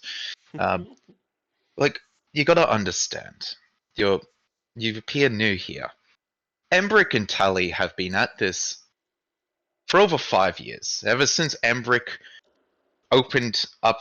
Ever since Embrick, really started taking pride in his work, and we started getting a bit more successful. And Tully's like a mentor to him, right? He's helped us with our business. He helps us around here. It's friendly competition between the two of them. They're just both stubborn men. And you see Tally kind of standing there. He's just like, So, don't you think mine is clearly the most skillful? looking at you, Ulrick. I say, well, considering that I saw the eye, and I have to admit, it is pretty I'm going good. to stop but, him right now. I'm going to put my finger on his fucking lips. And I'm going to say, look, what my little comrade here is saying, we're not quite sure. And look, we've actually become neighbors of such. We've taken over the tavern,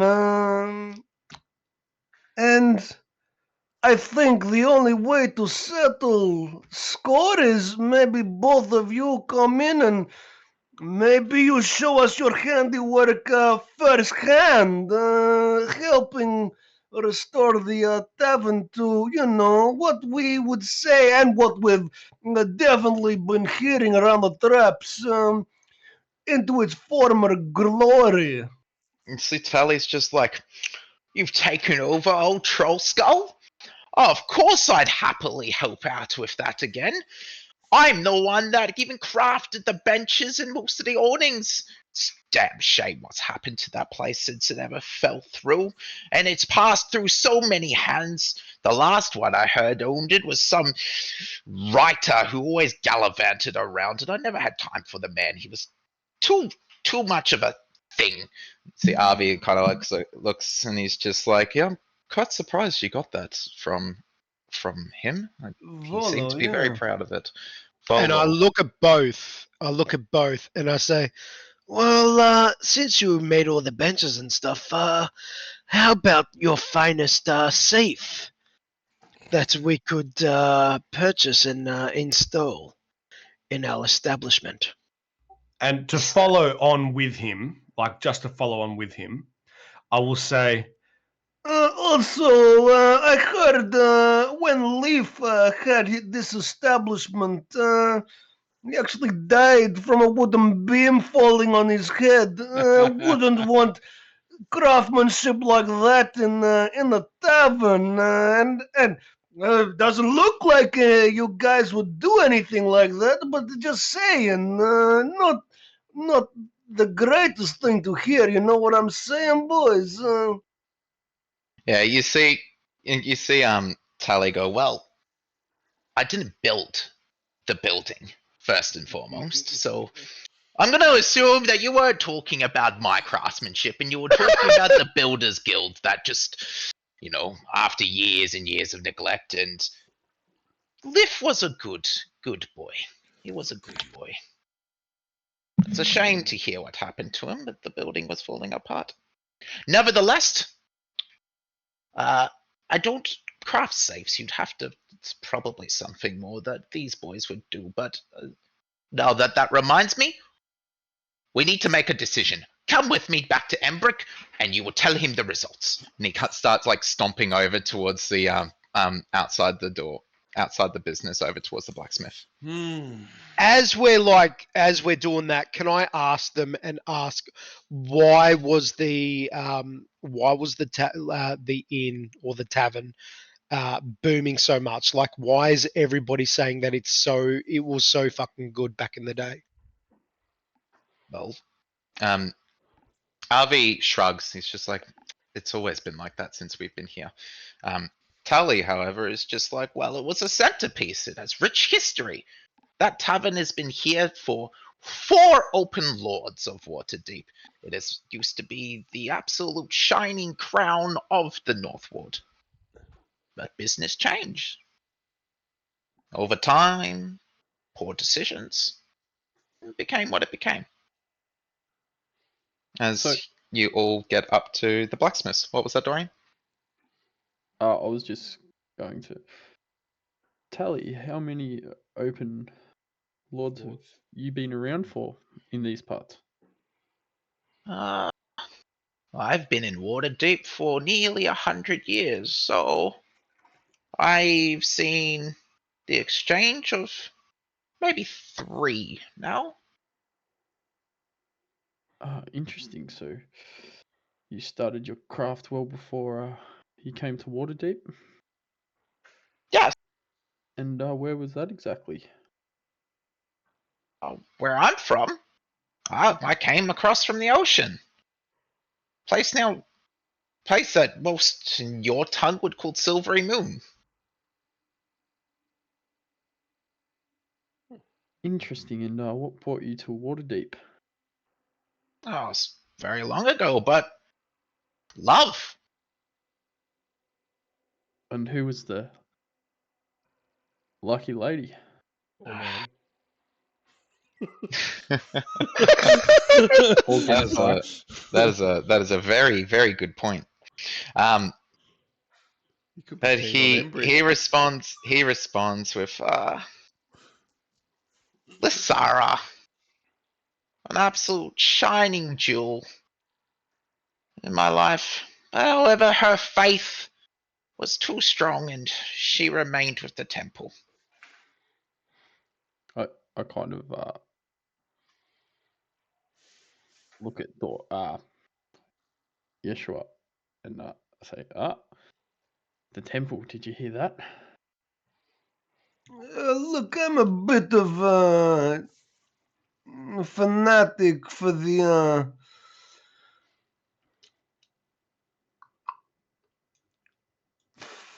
different religions in this world. Maybe I see her when I go to the temple. Maybe you'd like me to say hello?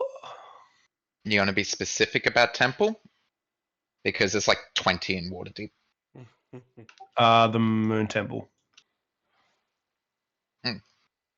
Well, you absolutely probably will see her. She is the high priestess of Saloon's temple here. Oh man, oh my god. This is the person I need to see. Oh my god. I look at Yeshua and Dorian just says, "You're welcome."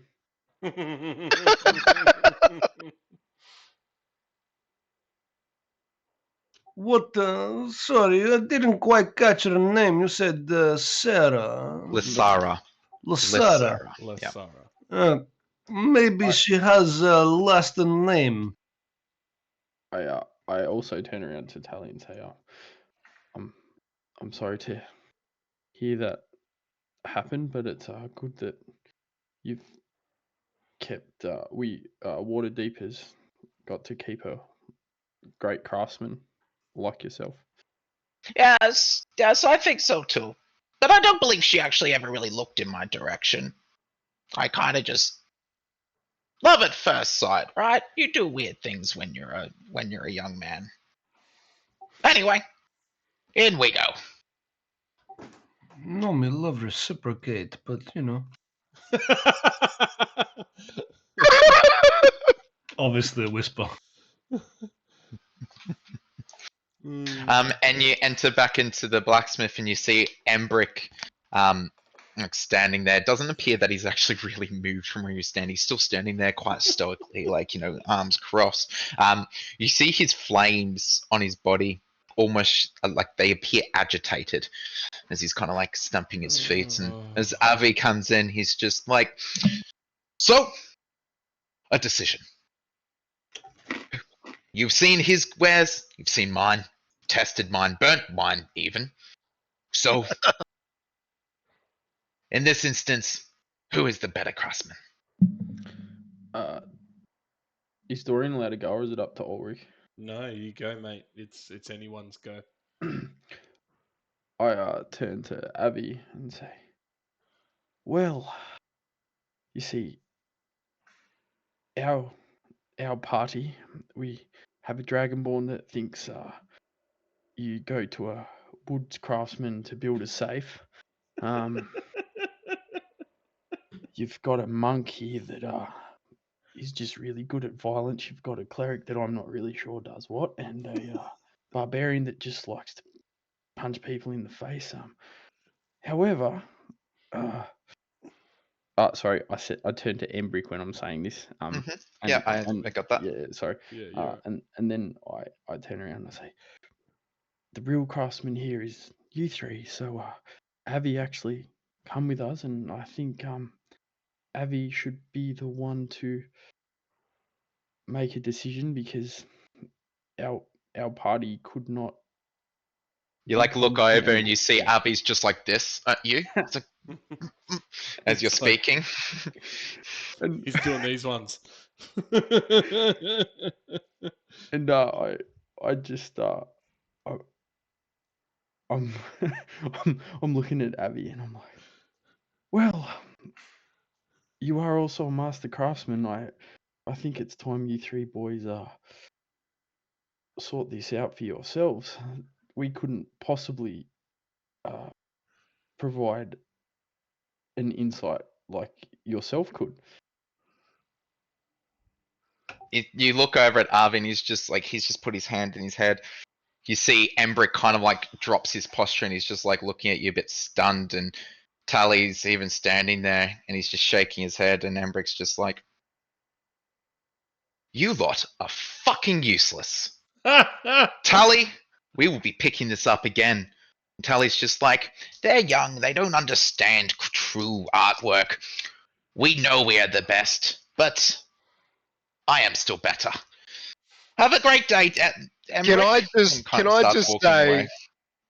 say, well, you know, like you're all master of your fields, so can't you just be happy with being a master of your field? You see Embrick just go, oh, for fucking dragons, and he just walks over to the forge now. Avi's just kind of like standing there, he's just like, thanks, boys. Good job. So we just fucked our sponsorship deal. Avi does go, when you do start your works on the tavern, feel free to come by.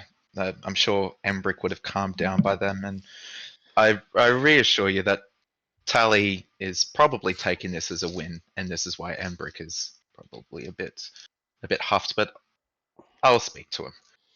Yeah, I feel like we got a bit of favour with Tully then. Have you guys watched A Knight's Tale? Yeah. Yeah. So you know how they put the Nike ticks on the breastplate? Yeah. That's what I was talking about. We fucked our sponsorship. With my Nike. Okay, I settle for Adidas. I'll take some Air Jordans. Fucking hell. Alright, I guess we wander out. Oh, Yeah. actually, do we ask him about the kids? Or we knew where the kids were? They're going to be sent past. By the Yeah, give me sent past, hopefully. Okay. Alright, yeah, and Avi's just like, I'm looking forward to seeing you all more frequently around here.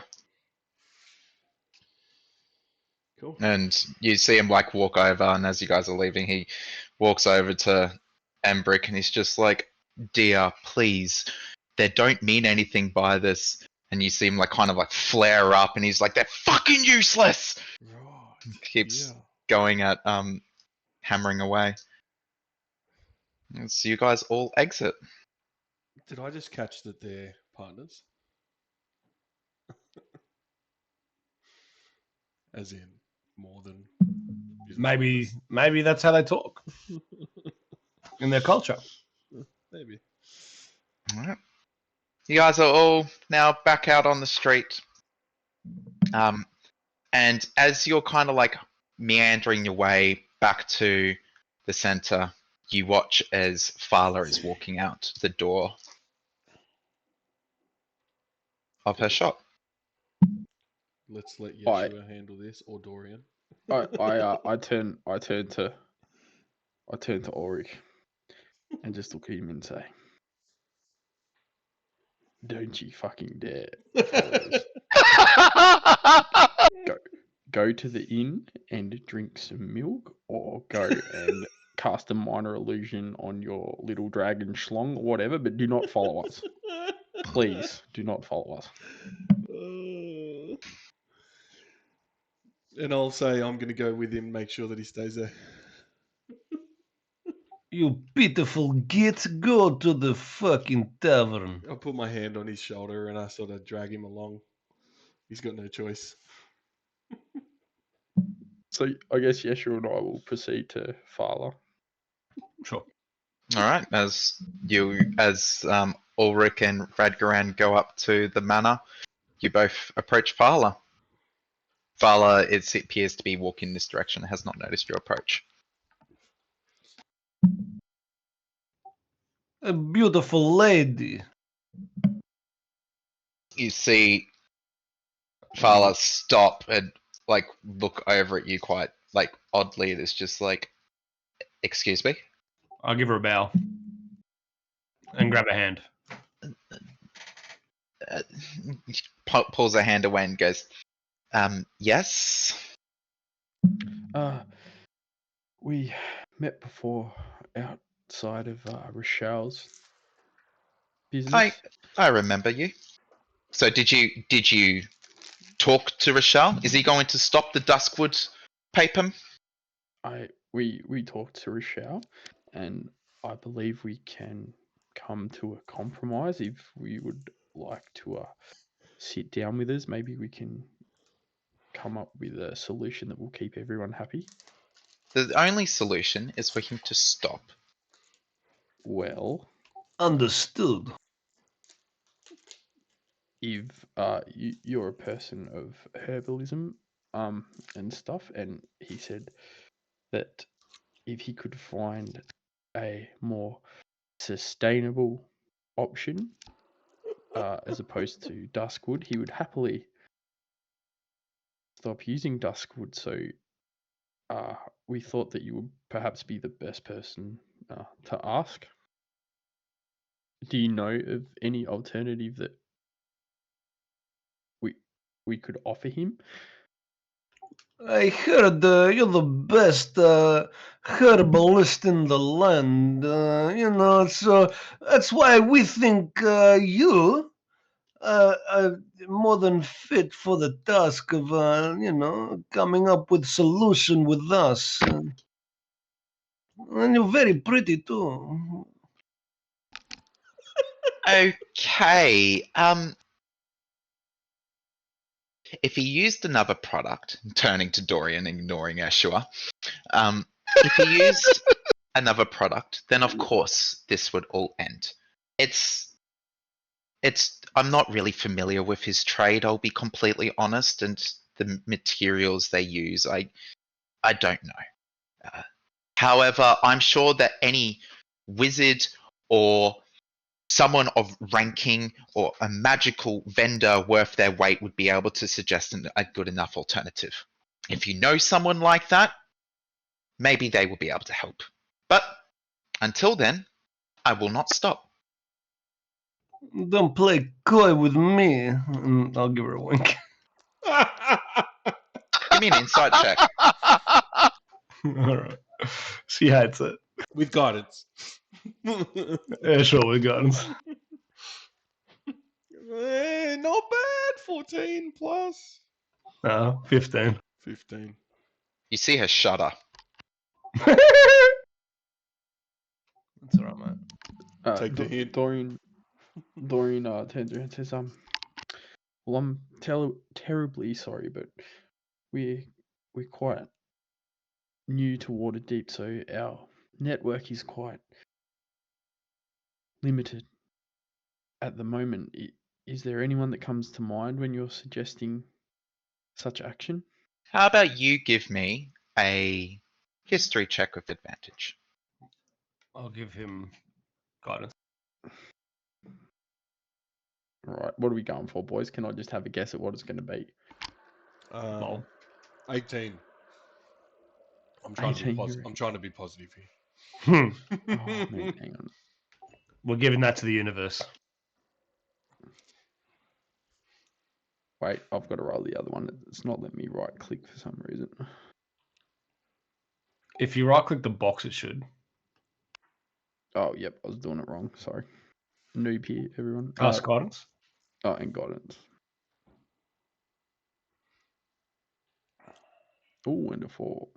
Okay, 16. 16. You have met someone that fits that description yourself. Someone quite powerful. Yazra. Ah, Vajra. Vajra. Okay. Thanks. Okay. Dorian kind of, his mind unfogs and he has a bit of a think about it. And he's like, he's just been trying to get through Ulrick trying to fight everything and we're trying to fuck everything, and how the hell he's going to keep this working. And he goes, actually, there's someone we might be able to talk to, so I'll leave it with us. If I could ask that you maybe leave Rochelle alone. He was quite forthcoming in saying he would be happy to change product if he could find a product, so he's not saying no. But if you could just leave him until we come up with a solution, and if that doesn't happen, by all means, go back to protesting outside his business. You see Vala think for a moment. He goes, a 10-day. Wow. But if there is no change, I'll be right back out there with my picket in hand. And that's fair enough. And with that, I look at Yeshua as if to say, right, what moves is he going to do next? And I'm Well- probably going to get out of there. Look, we take this 10-day reprieve, and after that, hopefully we come resolution. But so you know, we've taken over a tavern. If you didn't know, and so we're business owners around here too, and obviously. A resolution must be met because this is not good for business at all. And hopefully we come to some sort of arrangement you're satisfied with. I hope we do too. And I'm glad to hear that someone's finally taking over that place. Perhaps I may even come in and welcome you once you're ready to reopen. First, drinks on me. Good day. Mad flex. Appreciate it. And you see Vala kind of like turn to you, Dorian, and nods towards you quite sincerely and walks back into her store. I just nod back and go with Yeshua before he tries to go in the store and God knows what. Mate, I'm just gonna tell you, if I wanted to fuck her, I'd be fucking her, mate. Oh, fuck. Let the Fuck moves, whatever mate. they want. Right, boys, we going. Come make sure Ulrich's not getting up to no good. Well, you guys have gone into the manor. Yep. I'm assuming Yeshua and Dorian, you're both heading towards there as well? Yep. Yeah, Yep, okay. Yeshua, as you're walking up towards the manor, you're feeling something like some kind of like vibration in your backpack. In his backpack, right? Yep, Hmm. I'll grab it. Yeah, you look in there and you see the span readers glowing a purple hue, indicating that there's someone attempting to connect with you. Yep, I'll try to answer it. You know you need a piece of paper.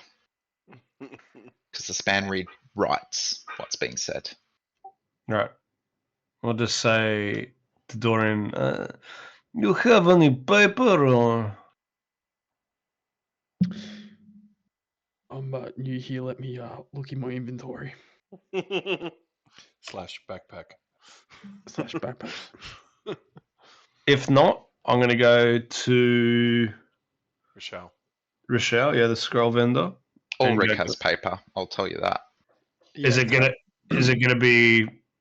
How long does this thing will he live miss for? the call? No, that's, It's still buzzing, still glowing. Alright, we'll just rush Sorry. over to. sorry, Cleric. I have no paper on me at the moment. We'll rush over to the tavern and grab some paper off Lorik. All right, easy. Or And well.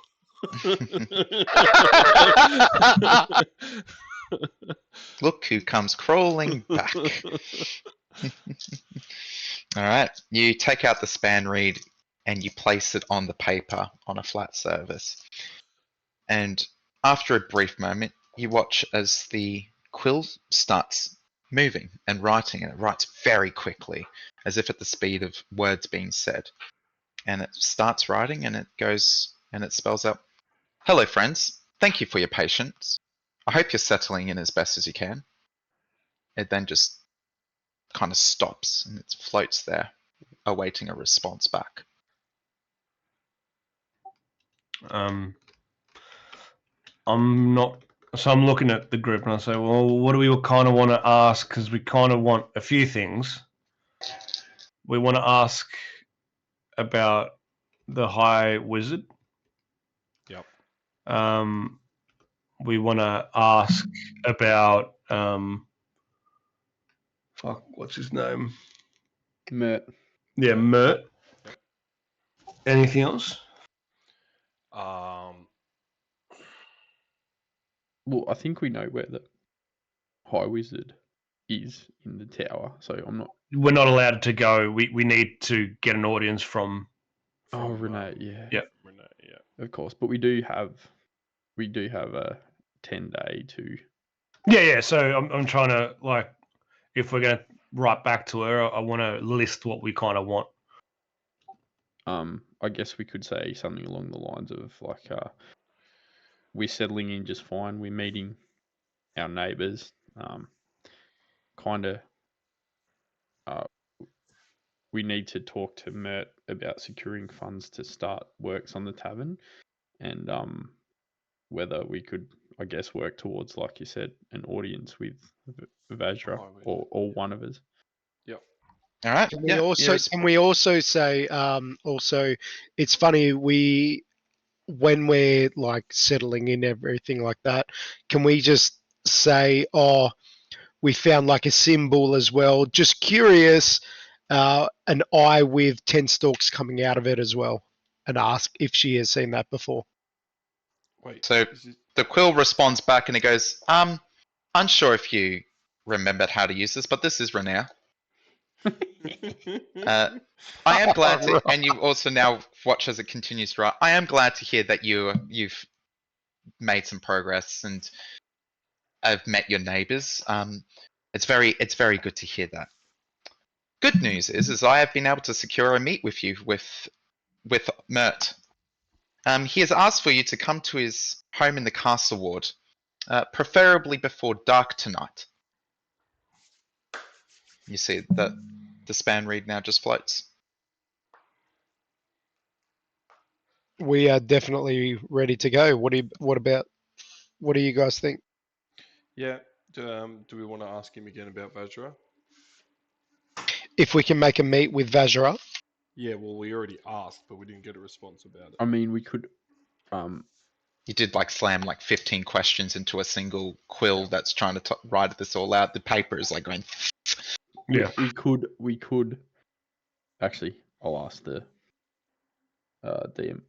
Could we at least ask him to get the ball rolling on an audience? So not ask if we can, just say that we would like to meet Vajra sooner rather than possible. If you absolutely want to write that down, you absolutely can. Yeah, we say, as per my previous email.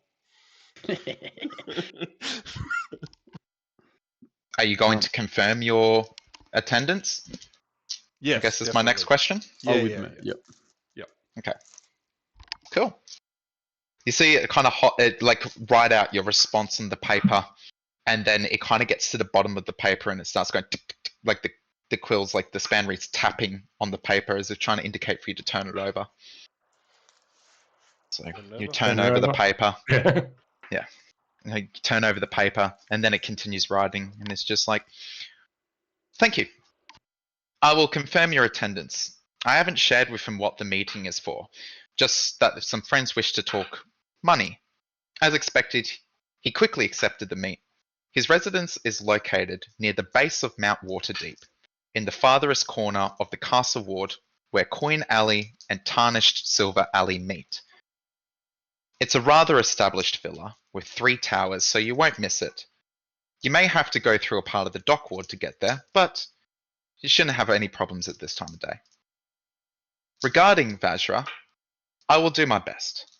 I also do not have an appointment to meet with her, but I will attend the tower before classes begin tomorrow and see if she has time for a meet. I wish you luck and will come to visit you soon. And you watch as the span read's purple glow begins to fade as the other side has disconnected the connection. Didn't even get to say goodbye. Alright. Alright, boys.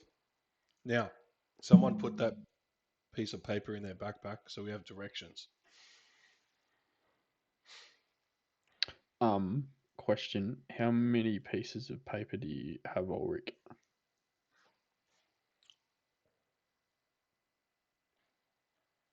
I don't think Let's have a look. it's a quantity thing, is it? I think Yeah, it's it just uses one paper. every time. Yeah, 100%. Yep.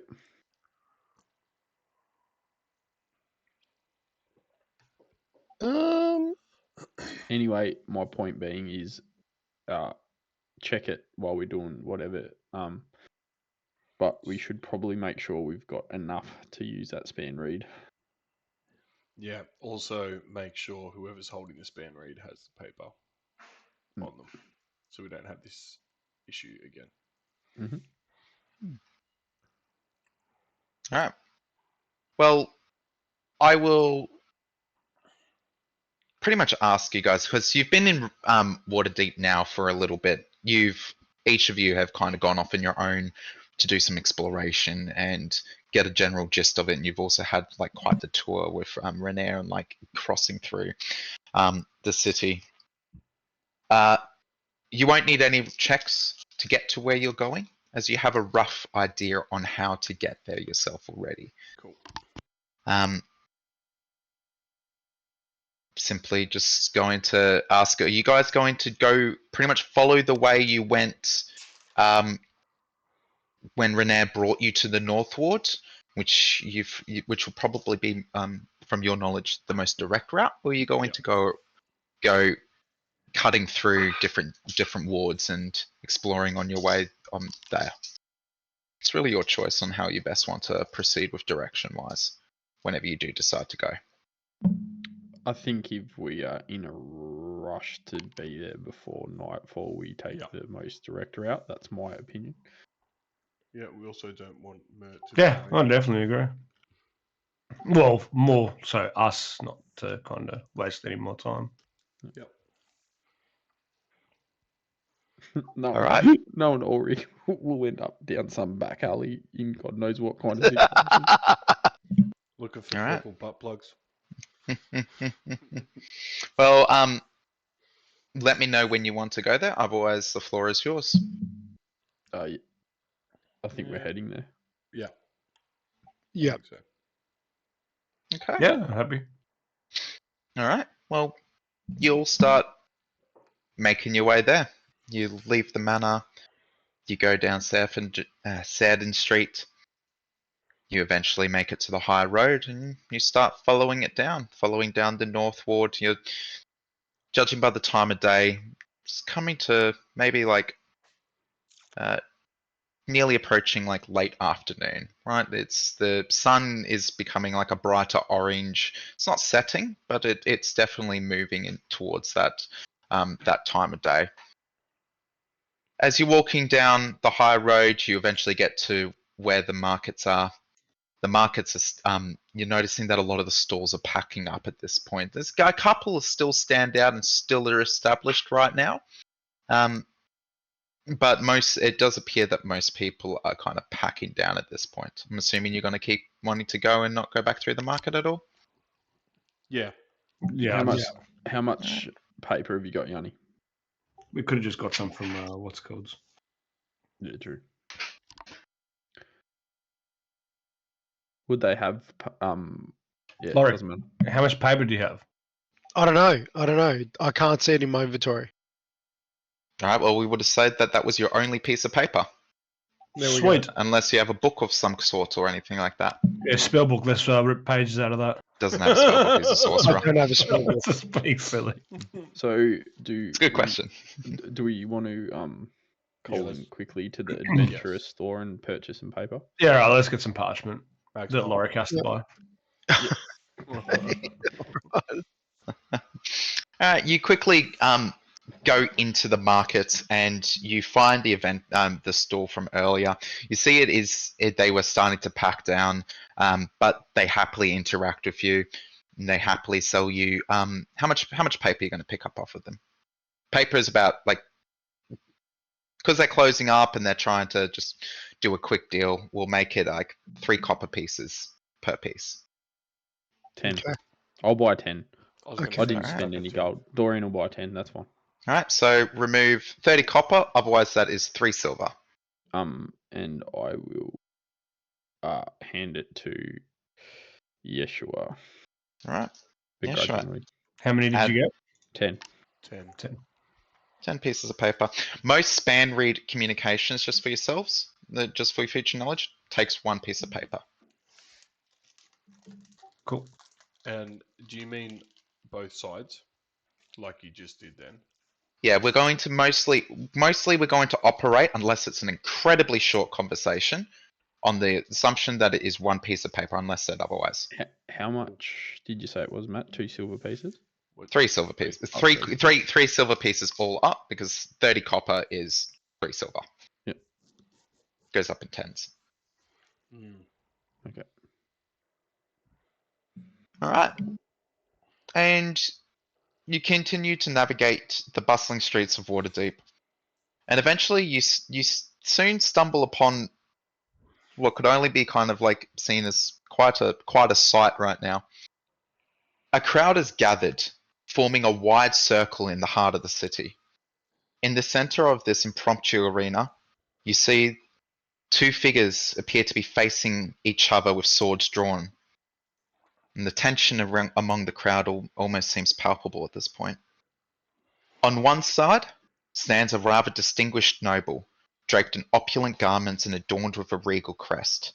His demeanor is one of authority and stoicism, his features etched with lines of a well-lived life. He clutches a dueling rapier, and its blade is glinting in the sun. Opposite him, you see a striking contrast. A younger man, ragged and defiant, clad in a dirty leather tunic. His sharp features showing, and he also holds a rapier of his own. There is a robed man currently standing between them.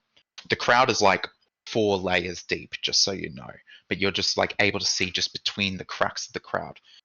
And as you get closer, you start overhearing some of the conversation that's happening there. Some of the nobles, one of them goes, one of the crowd members goes, that's Lord Eldrick Dornbrook. And another goes, yeah, and that's his son, Soren. You're hearing more conversation. I heard that Lord Dornbrook just challenged his son, that if he wins, he must return home. Then the person replies, going like, I heard that Soren was spotted with some bandits, and look at the look in his eyes. I guarantee he's going to kill his father here. What do you guys wish to do? Do you want to spectate, or are you going to continue on? I think we.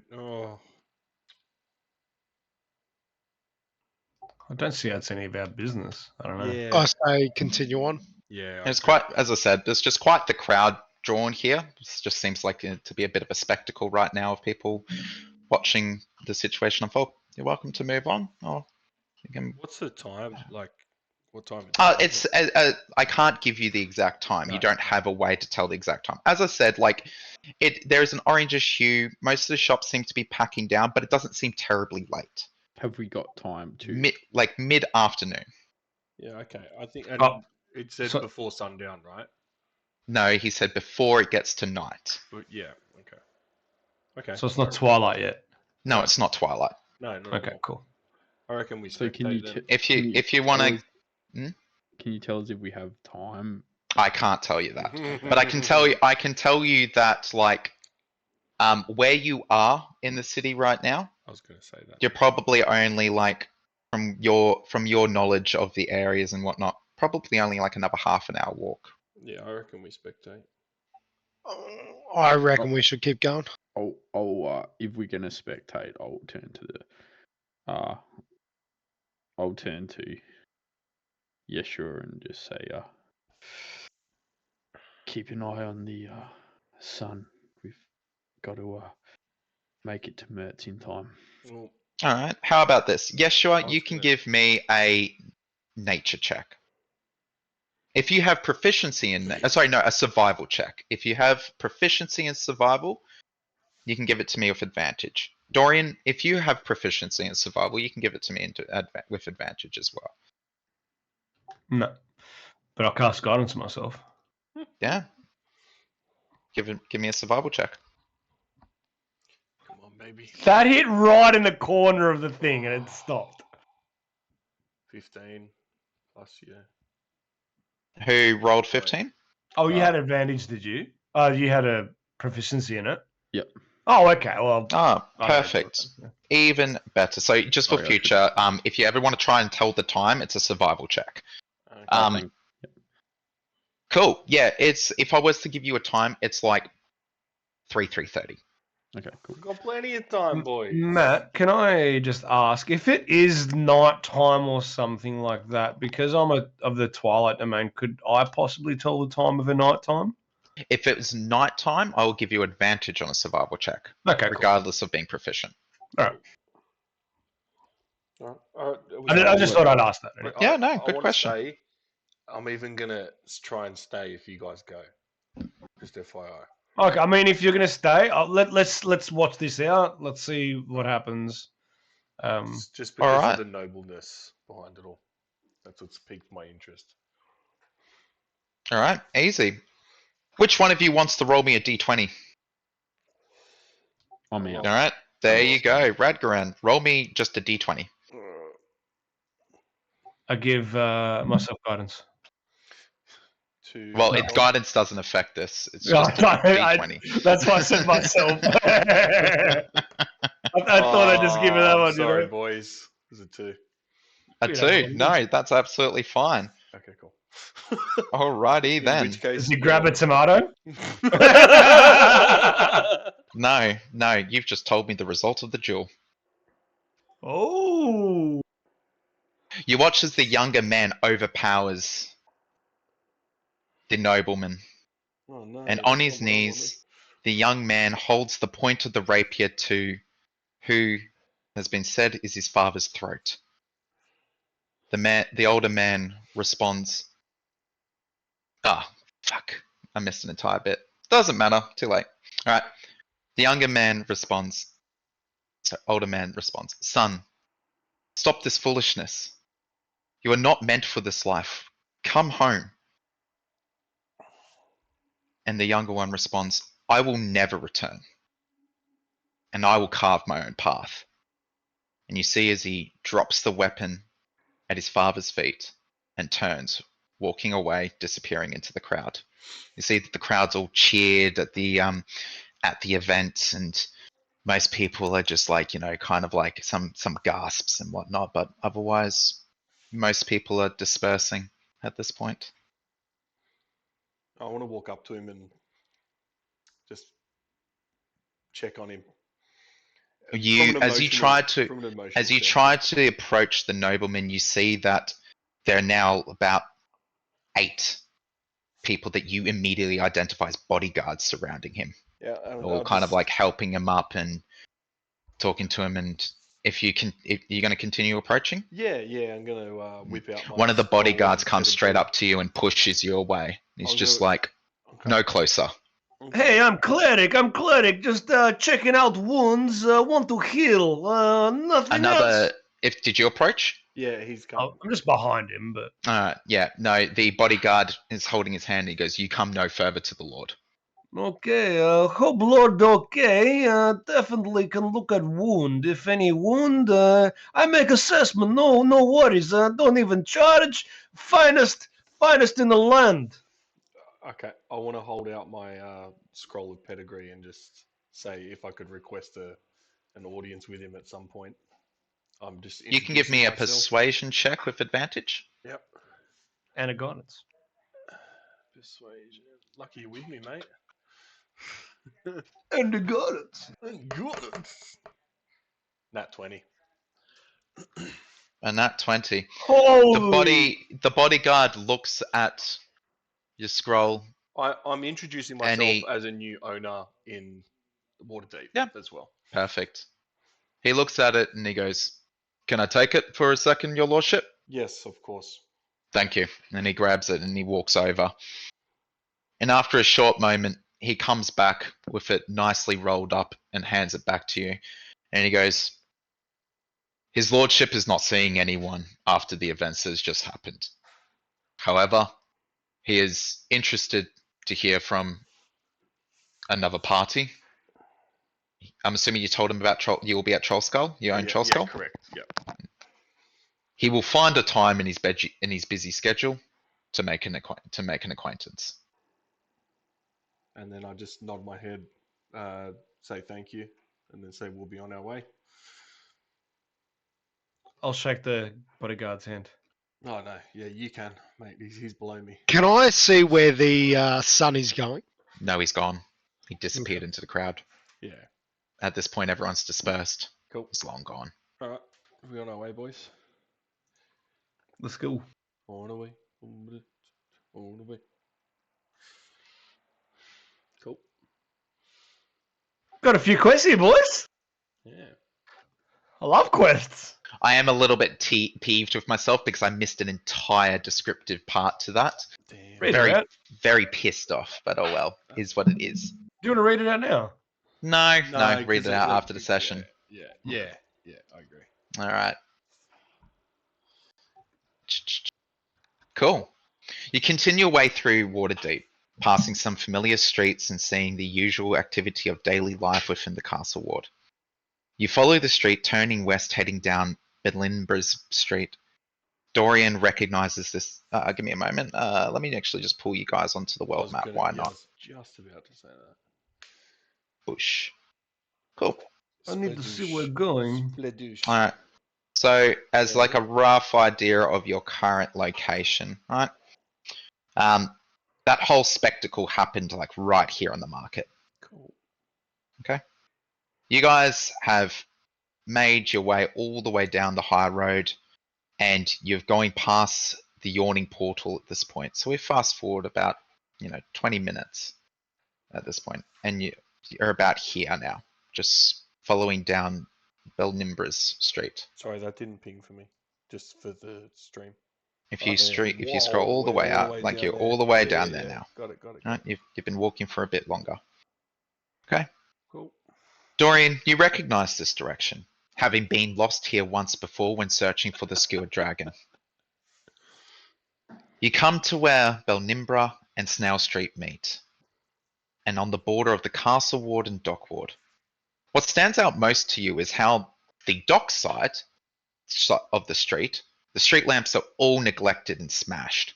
However, right across from it, on the castle side, they stand tall and polished, and even though they directly face each other, you can clearly see where the priorities are of maintaining the sides of the wards. You continue down and you find that the docks are alive. Ships are mourned and being loaded and offloaded with goods, and you see all kinds of races mingling here. 2 tieflings that appear to be blatant pirates are talking with 3 humans wearing jester outfits, possibly from a performance troupe of some sorts.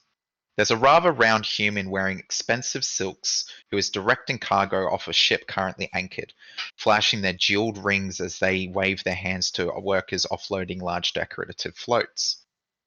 As you take in your surroundings, you spot a street sign, Tarnished Silver Alley. So you're all the way down here now. Cool. What are you guys doing? We're gonna keep heading on, are we? Or do you guys want to interact with anyone? Not really. I'm happy to keep going. Yeah, same. Same. Yep, me too. Tarnished Silver Alley is flanked by rather impressive villas built at the base of Mount Waterdeep, which towers high above, providing a windbreak to the mansions here and protection from the elements. As you continue following, you eventually come to the point where Renee mentioned. Coin Alley and Tarnished Silver Alley meet together, and the property it intersects with. A rather imposing structure stands 3 stories tall, nestled against the mountain base flanked by trees. Its architectural style echoes a bygone era. Intricately carved facades and decorative stonework adorn the mansion. Vines and ivy creep up the walls. Their growth appears left unchecked, obscuring some of the ornate details and lending an air of neglect to the building. Its feature pieces is 3 prominent towers that rise from the mansion's roofline. Each bearing signs of their once opulent nature. There's a bit of a path leading up the street up towards it. On the map, where it is right here. Picked it. The one all on its own. You described that really well, Matt. Hmm. It was easy to find. Good work. All right, let's head on in, guys. Can we knock Absolutely. on the door? Yeah, I was gonna say, let's knock on the door. Yeah. You walk up to the front door, which features an iron wolf, like the head of an iron wolf, holding a knocker in its mouth. What strikes you most about this door is that there is no visible locks, handles, or anything. If any of you guys want to give me a perception check or an arcana check, you're more than welcome to. I'll go perception. Yep, alright. We'll roll with yourself. Guidance. Guidance. And I'll go the Arcana. Alright. Oh. I think it was one or the other. Was it Matt or? 24. I rolled a nat 20 on Arcana. Oh, there you Alright, go. cool. Perfect. So with your perception check, you notice that the eyes of the wolf head have a crystal spheres implanted. Despite them being colorless, you kind of get the feeling that they are stalking you. With your arcana check, as you're looking over it, you feel that this door knocker gives off an enchantment. One that alerts anyone who may reside here of guests before they announce themselves. Oh, so it's a Google Nest. Lol. Yeah, exactly, mate. It's a ring camera. He's the proprietor of our ring. Is that Rich? Yeah, fucking hell. Cool. Alright. Do we You know? guys knock? Yeah. Cool. Yeshua knocks. Alright, Yeshua knocks. Yep. After a moment, the door opens, and you see a rather meek maid standing there. She looks at yourselves and goes, His lordship is waiting for you in the drawing room. Please come in. Can we see a picture? Oh. No, I'm only kidding. I'm only kidding. Not of this one. Not of this one. We'll follow her. Yeah. Yeah, definitely. And she opens it up and allows all of you to enter. Cool. You'll find yourselves immersed in a world of what was probably once luxury, now faded and forgotten. The interior of the mansion, much like its exterior, tells a story of its former grandeur, but is now just touched by neglect.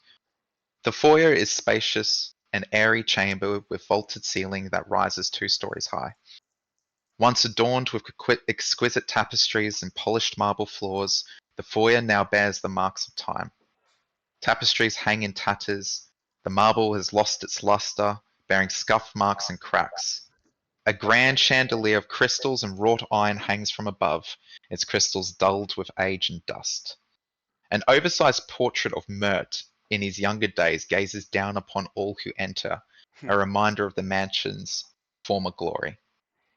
A sweeping spiral staircase winds its way upward, leading to the mansion's higher levels, as the maid guides you to one of the 3 open rooms. You guys continue following? Yep. Yeah, for sure. Easy. The drawing room is a place that once would have welcomed guests with warmth and sophistication, but its faded upholstery covers antiqued furniture, and the room's grand fireplace has gathered soot and ashes. Large windows that once offered views of the manicured gardens now reveal overgrown greenery and an encroachment of nature. A dusty piano sits in one corner, its keys untouched for years, and ornate mirrors along the walls reflect the room's faded elegance. You see Mert sitting down on one of the antique chairs with a lion's pelt thrown over the back. He holds a glass of wine in his hand and seems to be tapping it, looking towards the fireplace. As you all arrive, he stands up and brushes himself off and he's, "Ah, you're here, fantastic. Sit. Merelda, will you bring some drinks for our guests to refresh themselves?" Ah, Mert! My friend! And Yeshua, it's a pleasure to see you. And he puts out his hand to shake it. and I'll slap it and then give him a hug. Ah, my country, we give big hug. Oh. Yeah, and you know what? Like you see him, he like hug you back, and he gives you a pat on the shoulder, and he's just like, "What a close welcome! I quite like you, Yeshua. Sit down, my friend. I will get you the finest of my wines." Oh, my friend. It's a pity the women don't like me as much as you do. But God bless, we're here now. It's okay. Matt responds in kind, and he goes, "I know the feeling, my friends. I get the same treatment. I look at them and I give them the little, you understand, and yet they still walk away from Mert." The women these days don't know a good man when they see one, you know. They never do they? It's Please disgusting. sit Oh, down. my It's such a God. shame. We should share these stories after our chat. Oh, it may sound like this is podcast or something. I don't know. Stop it! I'm gonna cry. Fuck. Okay. And as you are all invited to sit, do you guys all take a Yeah, seat? I'll definitely sit, yeah. Absolutely. Dorian, Nah. easy. All right. Do you guys have anything to say before we get the show on the road? Dorian, spot my love for you. It's up to you, though. Yeshua, you're gonna need to work on your pickup lines there. Look, me, Before I sit on your lap.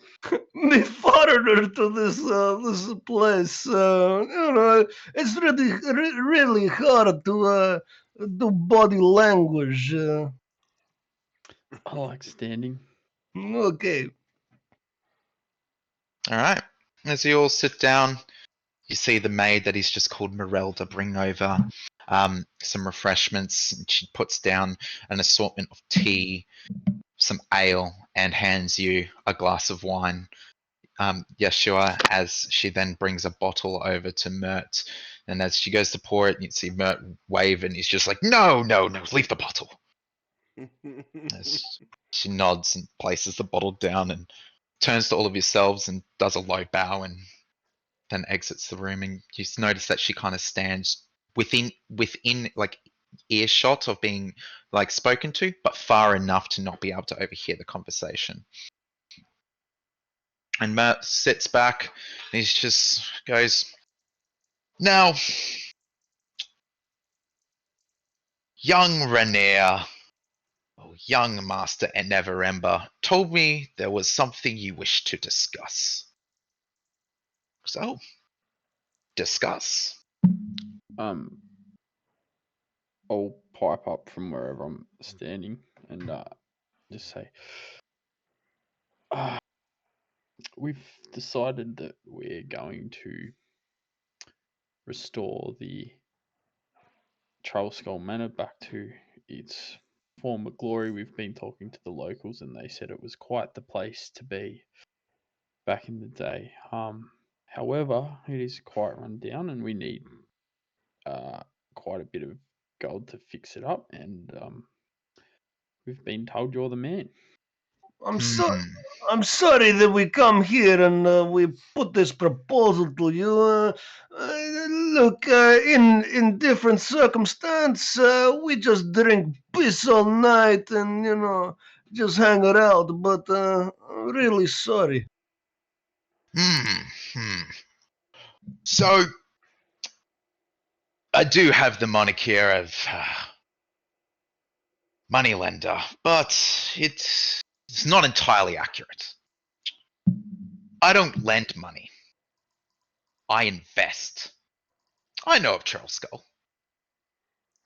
But what, you just want to make it a place for what? Where you all live? What are your intentions with the building? We want to turn it back into a tavern, back to its former glory. You see Mert immediately stand up at this. He's just like a place where they serve drink, A place where people come to mingle. Where you can serve drink, they come to mingle, and you and Yeshua can. And you make money? You make money, and you can put You your make- moves on all the ladies. You see him clap and he's just like, fantastic! Ever since that lazy dullard Durnan bought the yawning portal, I've been wanting to have my own tavern. Now, you're telling me I can own one without any of the glass cleaning, the chair stacking, and that old fool who's spending all of his days with? I don't have to work, correct? I Look, just invest? this is like silent partnership. You give gold, we give you cash back as a percentage. We look after incidentals, but maybe one day expand. That's for down the line. This is fantastic news. And then we can be in competition with Durnan, and I can prove to him once and for all that I could run a tavern far better than he buying the yawning portal. We descended that blasted well. Why would he want to build a business around it? Who the fool? You can count me in.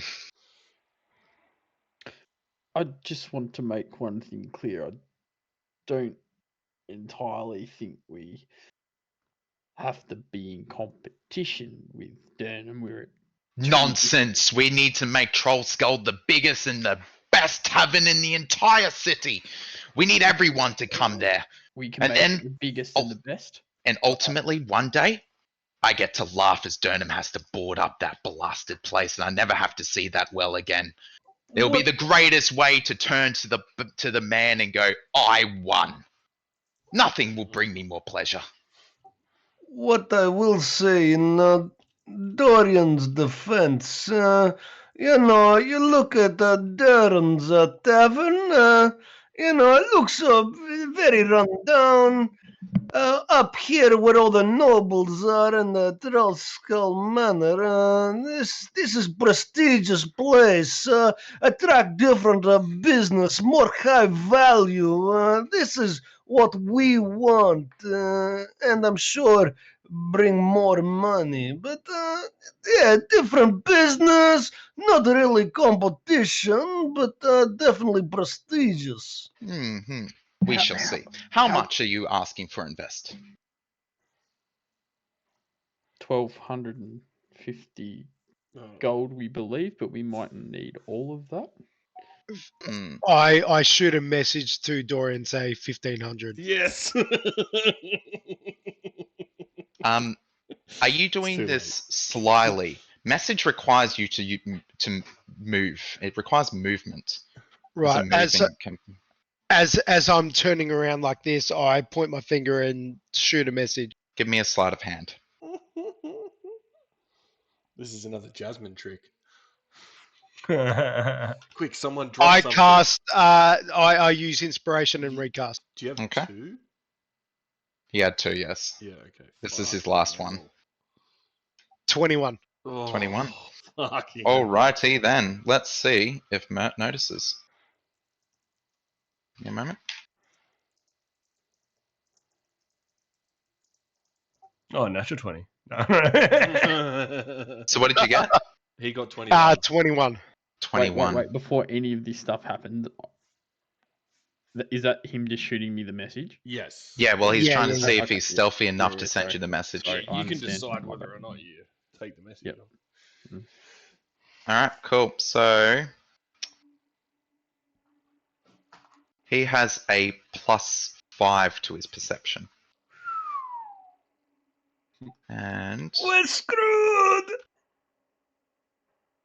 so This is when you go, Yanni, you're just going to be like, no, I was just pointing at the clock. What's the time? Oh, wait, that's me. I do that.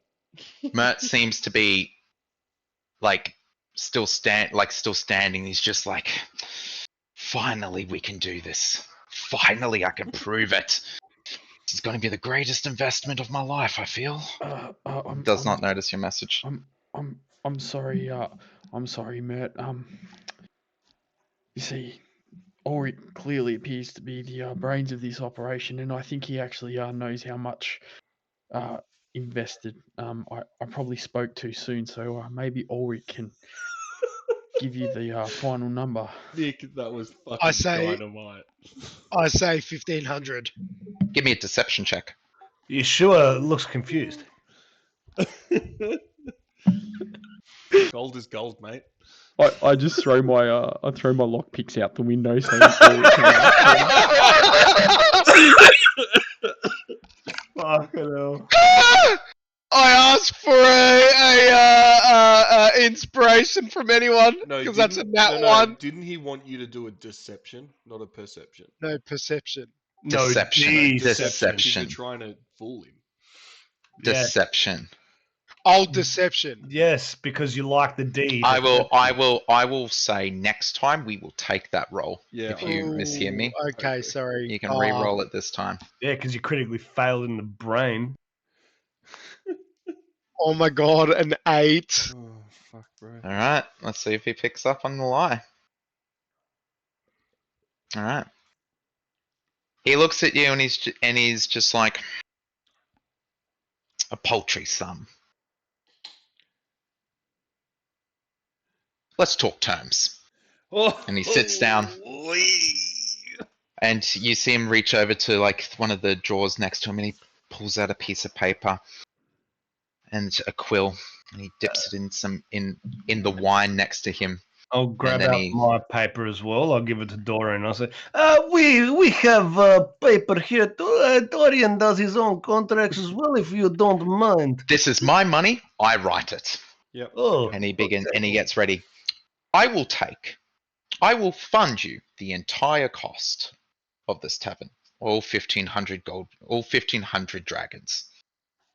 In return, I get 5% share in all of the tavern's profits for every 100 gold I give to you, with a complete repayment of my investment after a year. And if the profits aren't coming in fast enough to my liking, potentially within 6 months. And he writes it all out, and then he realizes he's writing in wine, and he pulls out an ink pot instead and writes the terms down again. And he goes, I trust that this is to your liking. I don't want to Also, I will quickly add, I am allowed to give some creative direction. That's all I ask. Simply, I may walk in and feel that, some of the decor could get you some updating. Or possibly even my favorite drink to be on the menu. Simple things. I'd like to just confer with the boys. Say, yep, can we just have a quick chat? If that's okay. Men decide immediately. These are my terms. I want an answer. I just want to put something in there to say that he can't just fucking come in and take any drink that he wants and like run us down profit. He expects an answer. yeah, so what I'll say is, so we take things into consideration. So if you come and you want to change some pop plants around or change some bar stools, then look, I don't want to be pushy, but you might have to pay for them if you're not happy with decor that we decide of that season. However, I think drinking all that kind of jazz for yourself is fine within reason, because profit. Also,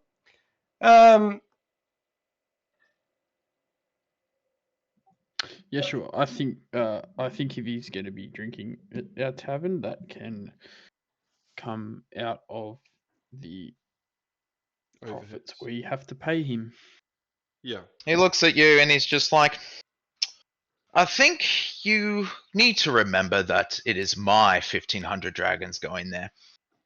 As And- my good friend Yeshua here just said, within reason, And I completely accept. and- I will not drink your bar dry.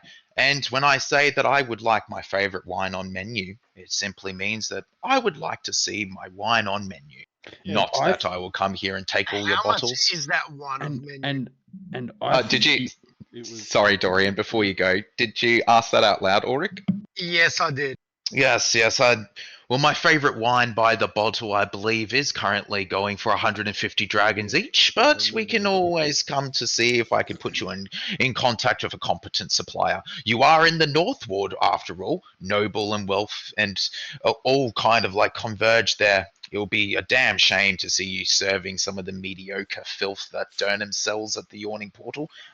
Those adventurers aren't going to be your only clientele, I hope. talking Durnham, that is a very good point. You need to remember that we're going to be trying to run a business. If you're coming in drinking all the profits, that could affect you sticking it to Durnham in due course. And I'm sure that you would prefer to stick it to Durnham than drink our tavern to the ground. He stops for a moment. He's just like, now, I will say again that I have no interest in drinking the tavern to the ground. I agree with you. I understand that. Yeah. If I so happen to come by and would like a drink, Yep. maybe one, I'd like to think that from being your financier, you'd allow me to have one. Otherwise, I would like to also have the right to bring my own. okay, you bring your own, that's good. If you come and you want a drink from this fine wine, you can have one glass, yes, correct? One glass sounds more than plenty. Can I also ask, do you also have, because you said that, what is the name of the bottle of wine that you love? Yes. Purple Dragon. Yeah, not a black dragon, a purple dragon. Do you happen to have any stockists that can supply us with other wine and ale? Other should than be the out- purple dragon, that is also that is quality, but we can have at a decent price that we can sell at our tavern. I So we should can be able make a to. decent profit. I should be able to put you in contact with some of the guilds of wine, ale, and alcohol suppliers, and a representative will come see you. And with my recommendation, I guarantee it's going to be the Okay, best price. can you send us a representative? Thank you. And Right. one last request, that if we're going to do this and set this tavern up and it's going to be successful, that any reputation that you have within Waterdeep, that you help us seek audience with whoever we need to make this a successful business, whether that's repairing the tavern or, as Ulrick mentioned, procuring wine and drink. I will assist you with the guilds. However, I will say that as reassurance to myself, I'd expect you to put in the hard work to rebuild that tavern yourselves. Yes, no worries. You just send your lordship friends our way to the tavern, and we fleece. Give them a good time. Also, with having such a successful business, with you being a silent partner and all, can we come to you if we do happen to have anybody or any of the gangs or clans that try to disrupt our business? Would we be able to count on you for security? Free of charge, of course, because you are a silent partner of this all. But aren't you lot capable adventurers yourselves? I'm retired. I'm gonna hold I've up my done guns that. And go, yeah, these babies will protect us. You see the big man over there? More than capable. I will be there to ensure the success of the business. However, Big dragon of it is gay, man. As Mert says, capable adventurers, I just like look down and shrug my shoulders. Modesty can only get you so far. Well, it sounds like I've captured all the terms. Yep. He turns around the paper and he pushes over and he goes, everyone leave your mark. Can you please read the terms out again, just quickly, just so I can jot them down? It was 5% for... So it is 5% share of the tavern's profits for every 100 gold pieces he's provided to you. With a complete repayment of this investment after a year, and if profits aren't coming in fast enough to his liking, potentially within 6 months. Wait, when you say 5%, that's 75% of the 5% share of the tavern's profits for each 100 gold pieces he's giving you. He's giving you guys 1,500 gold pieces. Yeah. Yep, so that's... So I'd say that Ulrick asking for 1,500 is kind of Yeah. So we're going to counter that? Mert is going to have a fantastic time with this deal. That's the way that he counted it. He really fucked us, boys. Well, we haven't signed anything yet. No, well, you cunt. We can't go changing the figures, except that we're going to piss him off. Just sign it. I mean, it's... Wait, Kappa, we're talking 5% per 100 gold. That is 75% of any profit we make. Mert, let me say one thing. Before we sign, can we write this on the record? Any gold not spent and given back, obviously takes percentage down quite... Absolutely. Any gold that is not spent and not required during your rebuilding, we can forgo. And we come give back and we good, yes? Absolutely. And what about for every 100 gold we pay back, that reduces the profit margin by 5%? No. Until complete repayment, my terms stand. Okay, after complete repayment, what percentage we talk? I like you, Yeshua. I really do. So, how about the moment it is repaid, we'll come to the table and we can negotiate. To be honest, I man business and I like getting my eggs in the one row. And we discuss this now so it doesn't get complicated later. I don't want to affect our relationship in any way, so we talk about now and then. Okay. How about this? I would like 8% of the profits every 10 days after repayment. Nope. Let's discuss after. No, because the way I see it is, if it does really well, he's just going to ask for a bunch anyway. He's going to try and ask for more. Yeah, this is like buying Facebook for 100k. Yeah. So how much do you want, Nick? I mean, like if we talk about how we talked about it making profits and stuff, and we want to reinvest in it to do well, we're talking like giving him a shitload of money, and then you also have to remember how the roles. I assume everyone read how the profits work. Yeah. So what number would be good for you? Oh, look, it's whatever we can negotiate out. I know, but ideally, What's your ceiling?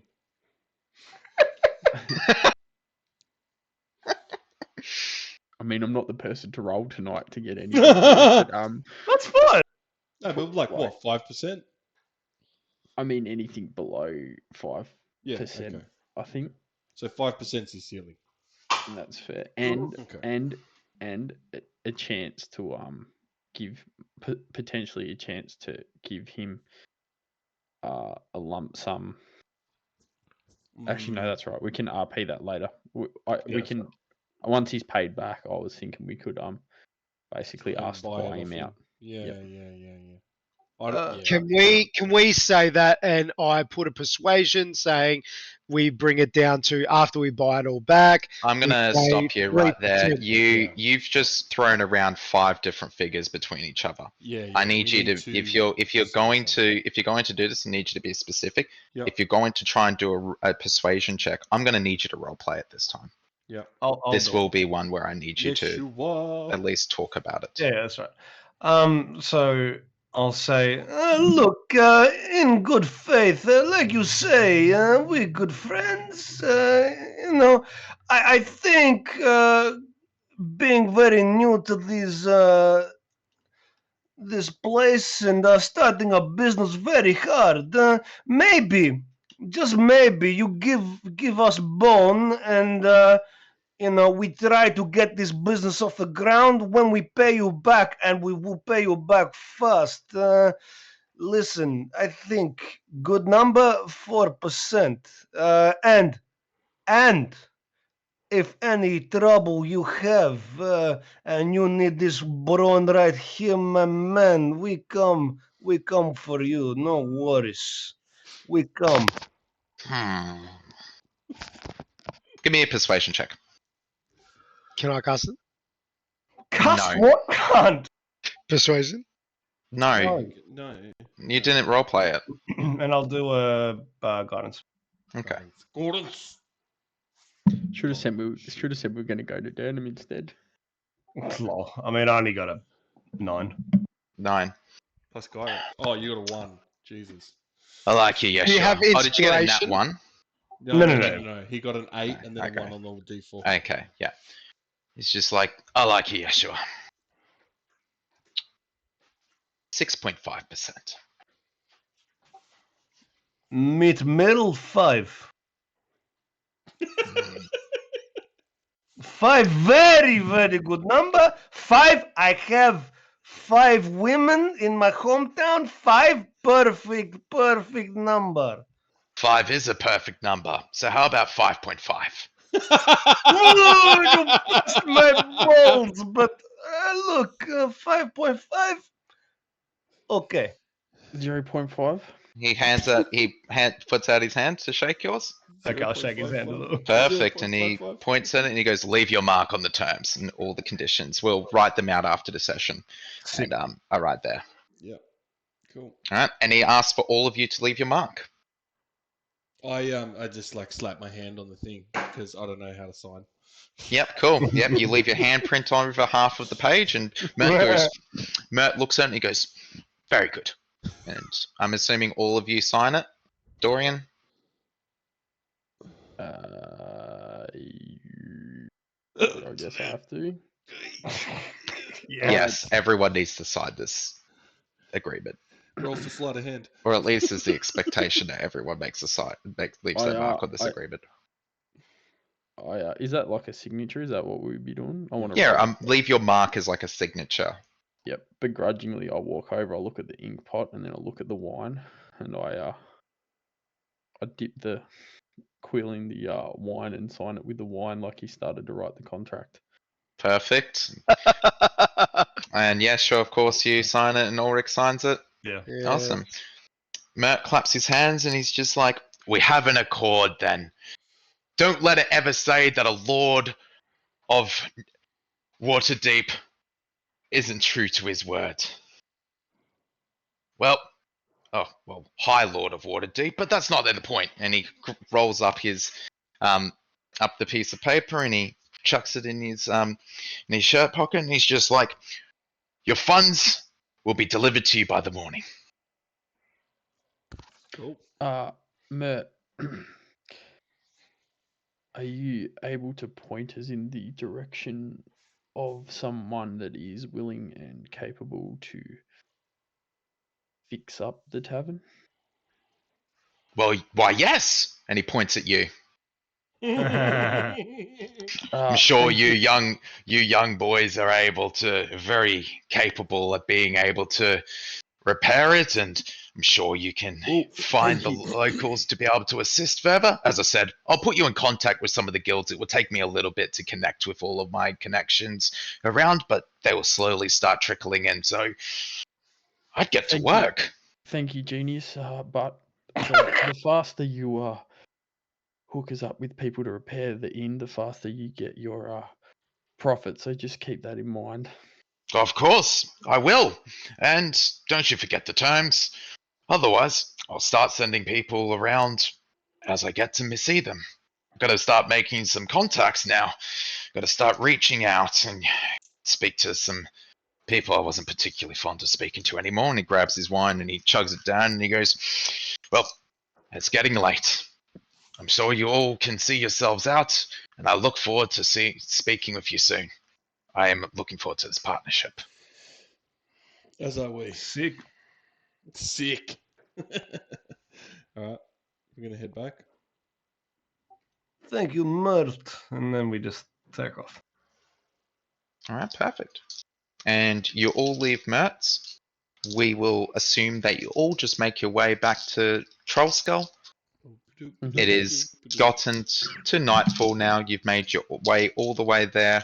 It's probably nightfall's the wrong word. It's more like just a little bit into the middle of twilight. It's like 6:30, 7ish, just to speed this up for assumptions. And you all make your way to Trollskull Manor, and we'll call the session there. Cool. Sweet. Alright, that was great. Thanks, stream, for watching. Thanks, boys. Thank you. Thanks, boys. Make sure to follow us on Facebook. Come to the Discord. Watch the VOD on YouTube, boys. And Subscribe. any past VODs, they're all on YouTube as well. So if you did miss a session at any point, you can go there and find them. Alright. See yous. Fantastic. Have a good night. Good work, boys.